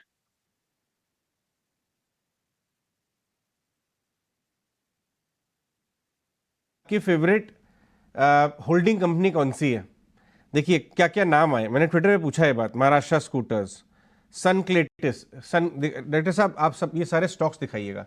हो क्या रहा है कि holding companies Tata investment Corp कुछ दिनों से चल रही हैं, तो मैंने ट्विटर पे अपने फ्रेंड से पूछा कि भाई आपकी फेवरेट होल्डिंग कंपनी कौन सी है जहाँ पे सबसे ज़्यादा डीप डिस्काउंट है इंट्रिंसिक वैल्यू से, क्योंकि वहीं पे चल रही है। तो क्या नाम आए, मैं दिखाता हूँ आपको। ये सब बहुत स्मार्ट हमारे फॉलोअर्स एंड व्यूअर्स हैं। टाटा इन्वेस्टमेंट कॉर्प 6 महीने में डबल हो गया स्टॉक। महाराष्ट्र स्कूटर्स वो लेके आइए, देखें। सनक्लेटन टीवीएस होल्डिंग, टीवीएस की होल्डिंग कंपनी है, ये देखिए। आज इंट्राडे दिखाइए, आज का इंट्राडे दिखाइए डायरेक्टर साहब, 6 महीने का नहीं, आज के इंट्राडे। उसके बाद आप दिखाइए आरपीएसजी, ऑफकोर्स हमने देखा ही। आप दिखाइए रिलायंस इंडस्ट्रीज, किसी ने कहा, बहुत बढ़िया बात कही, क्योंकि रिलायंस इंडस्ट्रीज भी अब एक होल्डिंग कंपनी की तरफ जा रही है, क्योंकि ऑपरेटिंग कंपनी देख करके तो हाइव ऑफ हो रही है उसमें से, या फिर आईपीओ के लिए अग्रसर है। तो कहीं ना कहीं बाजार का कुछ सेक्शन और लोगों को लगता है इसके अंदर डीप डिस्काउंट है अपने सारे बिजनेसेस को अगर आप कंपेयर करें, तो ये बाजार के अंदर अच्छा काम चल रहा है। कुछ और स्टॉक्स के बारे में बात कर लेते हैं। ये हमने देखा कि छोटे बैंकों की पिटाई हुई थी, आरबीएल की इन पर्टिकुलर। एफएनओ स्टॉक है 231 के आसपास इस समय ट्रेड कर रहा है। कुछ आरबीएल को चेक करिए, क्या इसका ये करेक्शन शॉर्ट था, अब हो गया है, एक बार को वापस एंट्री ले लें। 255 वाला ये 2 दिन पहले 228 229 तक गया है। तो अजय देखिए, आरबीएल में जो अभी फॉल आया है that might turn out to be a buying opportunity, but for I will say more technical reason, क्योंकि देखिए बहुत बड़ा मोमेंटम इसमें हमें वैसे ही नहीं देखा था। हालांकि पिछले कुछ दिनों में एक रैली आई थी before this news came out, but मैं थोड़े ब्रॉड सेंस में देखूं तो 220 से लेके 250 का जो एक ब्रॉड जोन है उसी में ट्रेड कर रहा था। तो अगर आप इसको ट्रेड कर रहे होते तो it would have been very prudent कि आप lower end of the band पे बाय करें, upper end of the band पे प्रॉफिट बुक करें, इनफैक्ट शॉर्ट भी करके चलें। वही ट्रेड जो है वो प्ले आउट होता हुआ नजर आ रहा है। अब मैं उसी लॉजिक को अगर एक्सटेंड करूं तो उस हिसाब से अब मेरा रिस्क रिवॉर्ड रेशियो फेवरेबल हो गया है, 230 के करीब चल रहा है। 220 का सपोर्ट जोन है, तो यहाँ आप स्टॉप लॉस लगाइए, और 250 का टारगेट। तो 1:2 का रिस्क रिवॉर्ड रेशियो आपको बहुत क्लियरली मिल रहा है। बट मैं कहूंगा कि ये जो ट्रेंड है इसी को प्ले करते चले। 245 से 250 के आसपास अगर आपको फिर से मिले तो एक बार प्रॉफिट बुक करके चले, because it's taken a while to break out of this zone. So will not be a positional bet, more of a tactical strategic bet कि आप जो ये डिप आया है इस न्यूज के चलते उसको बाय कर रहे हैं एंड 1:2 के रिस्क रिवॉर्ड रेशियो के लिए प्ले कर रहे हैं। आईटी स्टॉक्स में भी हमने ओवरनाइट देखी जो यूएस मार्केट में तेजी आई है उसका असर कुछ हद तक, इनफैक्ट कल ऑलरेडी बैंक में जो कमजोरी थी उसको आईटी पूरा कर रहा था। मिड टियर आईटी में एक आईटी रिलेटेड स्टॉक है आपका केन्स ने एक प्रेजेंटेशन दिया है अभी बीएससी पे, काफ़ी डिटेल्ड प्रेजेंटेशन दिया है। स्टॉक रिएक्ट नहीं कर रहा है, लेकिन जैसे जैसे बाजार समझेगा उसको। कपिल जरा केन्स के चार्ट्स को देखें। जी, केन्स के चार्ट की जब से लिस्टिंग हुई है तब से वन वे ऊपर की तरफ ही मूव किया हुआ है। हालांकि पिछले महीने में थोड़ा सा ऊपर के लेवल से हमें सेलिंग प्रेशर देखने मिला था, जो कि लास्ट बनता है कितने अपसाइड मोमेंटम के बाद में थोड़ा सा कूल ऑफ और स्टॉक डाइजेस्ट में आए। स्टॉक पिछले 4-5 हफ्तों से एक साइडवेज मोमेंटम में चल रहा है, लेकिन स्ट्रक्चर में अभी तक भी कोई डैमेज नहीं आया हुआ है, और डेली चार्ट में भी स्टॉक काफी रेंज बाउंड में ही चल रहा है। तो स्ट्रक्चर अच्छा है, लेकिन मोमेंटम कहाँ ना कहाँ पे वहां पे हमें कमी होते हुए देखने मिल रही है। स्टॉक के आइदर साइड का हमें ब्रेकआउट देखने होगा। मुझे लगता है कि स्टॉक प्राइस अभी 2450 के लेवल पे चल रहा है, 100 पॉइंट ऊपर 2550 पे काफी दिनों से स्टॉक एक रेजिस्टेंस फेस कर रहा है। 2550 के ऊपर जाते हुए फिर से वो स्टॉक अपने अपसाइड मोमेंटम में आ सकता है। तब तक के लिए हमें थोड़ा सा वेट करना चाहिए। अननेसेसरी मोमेंटम लेस स्टॉक में ट्रेडिंग आइडियाज जनरेट करना एक टाइम वाइज हमें करेक्शन देखने मिल सकता है। ठीक है, केन्स टेक्नोलॉजी के स्टॉक पर ये व्यू। कल जो पीएलआई स्कीम के चलते ये शेयर फोकस में था। आरबीएल बैंक कुछ आपको लगता है कि अब स्थिरता के संकेत दे रहा है? हमने देखा था कि आरबीआई की जो गाइडलाइन है उसके पहले तक तो नवंबर में मूव्स बहुत अच्छी रही थी इसकी, उसके बाद हिट आया, 2-3 दिन लगातार ये गिरा ये, और अब ये थोड़ा संभलता हुआ दिख रहा है। कोई ट्रेड बनता है या फिर थोड़ा सा और मूड थोड़ा पुख्ता हो जाने दें? सो अभिषेक, आरबीएल बैंक पे जस्ट अभी हमने यही डिस्कस किया, अजय भी इसी के बारे में जब पूछ रहे थे, तो वही सजेशन रहेगा कि 220 के स्टॉप लॉस के साथ बाय करें, और 250 जो इसका रेजिस्टेंस जोन है यहाँ तक स्टॉक एक छलांग लगा सकता है। तो 1:2 का रिस्क रिवॉर्ड रेशियो काफी अच्छा है ये जो डिप आया है उसके बाद। आरबीएल बैंक को लेकर ये व्यू, लेकिन हम देख रहे हैं कि एविएशन में कुछ कुछ मूव्स आ रहे हैं और स्पाइस जेट का शेयर जो है फिर से 40 रुपए के ऊपर आके ट्रेड कर रहा है। आज 6% के आसपास की तेजी है। स्पाइस जेट, इसमें क्या सलाह देंगे आप कपिल? ये इस पे भरोसा करें कि और चलेगा शेयर, या फिर जो नीचे के लेवल पर अपने आप को फंसा हुआ महसूस कर रहे हैं वो निकलने की सोचे यहां से? स्पाइसेस जब मैं मंथली चार्ट देखता हूँ तो एक सीवियरली एक नेगेटिव ट्रेंड में ही रहा हुआ है, और उसका डेली चार्ट में भी देखता हूँ तो स्टॉक प्राइस ने ऊपर की ओर मूव करके साइड में से चल रहा है। एविएशन स्पेस में स्पाइस रेट पे फोकस करने से अच्छा मैं इंडिगो पे ही फोकस करूंगा, क्योंकि स्ट्रक्चरली काफी अच्छा मूवमेंट में दे रहा है और डेली चार्ट में भी इंडिगो के मुझे कुछ बुलिश कंटिन्यूएशन साइन देखने मिल रहे हैं। तो स्पाइसेस से इंडिगो बेटर प्रीफर्ड चॉइस रहेगा। ठीक है, आज आप देख पा रहे हैं, आज सुबह ही ये डिस्कशन हुआ था कि जो क्रूड को लेकर चिंता है उससे ज़्यादा घबराने की बात नहीं है। 82 का भले ही क्रूड क्यों ना हो गया, लेकिन ये एविएशन कंपनीज को नुकसान नहीं पहुंचाएगा। ये सिर्फ आज का चार्ट है स्पाइस जेट का। अगर आप इंडिगो का भी चार्ट दिखाएंगे, भले ठीक है उसके अंदर मोमेंटम थोड़ा कम आ रहा है, बट वो ज़्यादा टूटेगा नहीं आज, और एक अपॉर्चुनिटी भी हो सकती है। तो इसलिए कपिल का भी मानना है कि इंडिगो के अंदर एक अपॉर्चुनिटी है, वहीं पे आप सौदा बनाएं, वो ज़्यादा बेहतर है। स्पाइस जेट कई बार क्या होता है कि फॉल्स मोमेंटम दे देता है। आगे बढ़ते हैं, एक दो शेयर जरा और आपको चेक करवाते हैं। इस समय पहले मैं निफ्टी जरा आपको फिर से नोटिस करा दूं। एक्चुअली में 73 पॉइंट की बढ़त के साथ निफ्टी की एक प्रॉब्लम जो सुबह से चल रही है वो चल रही है कि 19,800 पार नहीं हो रहा, तो यही इसकी आज भी प्रॉब्लम है। आज का जो हाई लगा है वो 790 का ही लगा है, तो 800 पार नहीं हुआ। एक बार 800 पार हो जाए ना, फिर आप एक्टिवली पार्टिसिपेट करना ऑप्शंस वाले। अभी थोड़ी देर पहले शिल्पा राउत आपको बता के गए कंटेनर कॉरपोरेशन की ऑप्शन 780 की स्ट्राइक वाली, वो आप चेक कर लो, वो आपके लिए ठीक रहेगी। आगे बढ़ते हैं, एक दो शेयर जरा और चेक कर लेते हैं जहाँ पर आज थोड़ा मूव स्ट्रॉन्ग देखने को मिल रहा है। रैलीज इंडिया तो हो गया 6%, इंजीनियर्स इंडिया भी हो गया 5%। नारायण हृदयालय को मैं बाद में पता करता हूँ। ये गुजरात अंबुजा एक्सपोर्ट्स, मैं 2-4 दिन से इसके बारे में आपको नोटिस करवा रहा हूँ। एक बार कपिल आप ही चेक करेंगे इसको, ये GAEL के नाम से मिलेगा, गुजरात अंबुजा एक्सपोर्ट्स लिमिटेड। जी, स्टॉक का स्ट्रक्चर हम देखते हैं तो लॉन्ग टर्म सबका काफी अच्छा बेहतरीन स्ट्रक्चर बना हुआ है, और मंथली चार्ट पे काफी टाइम के कंसोलिडेशन के बाद में हमें फिर से का अपसाइड मोमेंटम देखने मिल रही है।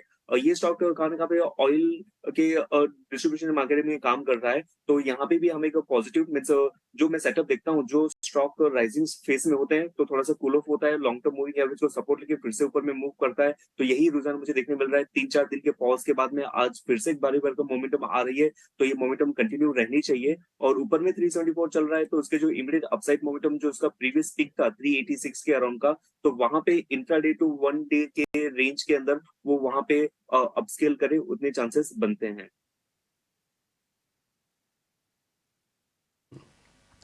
आज मैंने सुबह आपको रिलायंस इंडस्ट्रीज के बारे में नोटिस कराया, यानी कि अंबानी के शेयर्स के बारे में, और ऐसा नहीं कि अडानी ग्रुप के शेयर्स एक्टिव नहीं है।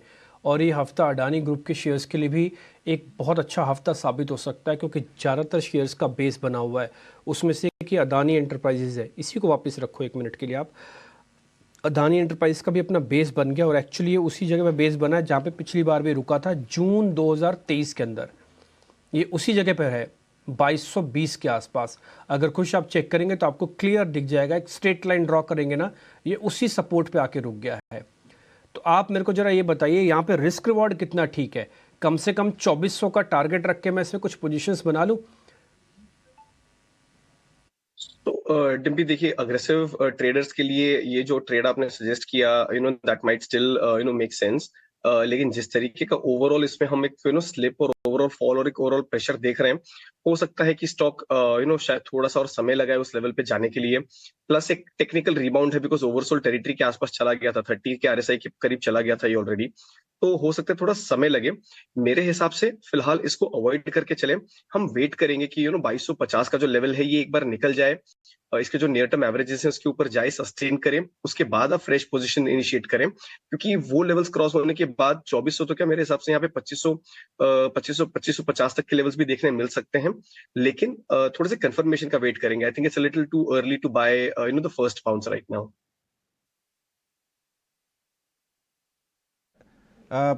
ऑटो स्टॉक्स को लेके आइए, टीवीएस मोटर्स, आयशर, हीरो और टाटा मोटर्स, ये देखिए अभी भी कमजोरी है, ऊपर से नीचे ही आ रहे हैं, देख रहे हैं आप। हाई बनाया 38 का, 1738 से 24 का भाव है। सेम केस आइशर में भी हुआ था। हीरो मोटो ऑलरेडी लाल निशान में चला गया है। इस दबाव है, इस स्पेस के ऊपर दबाव है, इस स्पेस में अनवाइंडिंग हो रही है। कुछ और स्टॉक्स की तरफ डालते हैं। फार्मा स्टॉक्स में बाइंग हो रही है। वोकहार्ड, सुविन, पिरामल फार्मा, सब में अगर आप देखें तो पिछले एक महीने में अच्छे मूव्स आए हैं। पिरामल फार्मा पे क्या व्यू बन रहा है कपिल? जी, पिरामल फार्मा का बेसिकली चार्ट का स्ट्रक्चर देखते हैं तो नॉर्मल दूसरे कुछ एक फार्मा स्पेस में हमें पीएल का जो एक देखने में सॉरी आपका स्टॉक पिरामल हेल्थ केयर का रहा हुआ है, राइट?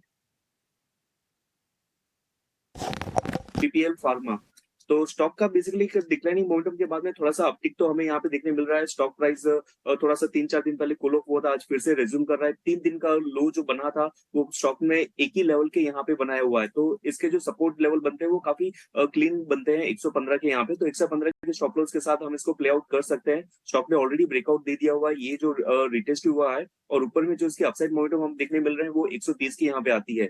तो 5 रुपए का इसका एक रिस्क बनता है और उसके सामने 10 रुपए का हमारा रिवार्ड भी देखने मिलता है। तो रिस्क और रेशियो भी काफी अच्छा देखने मिल रहा है इसमें।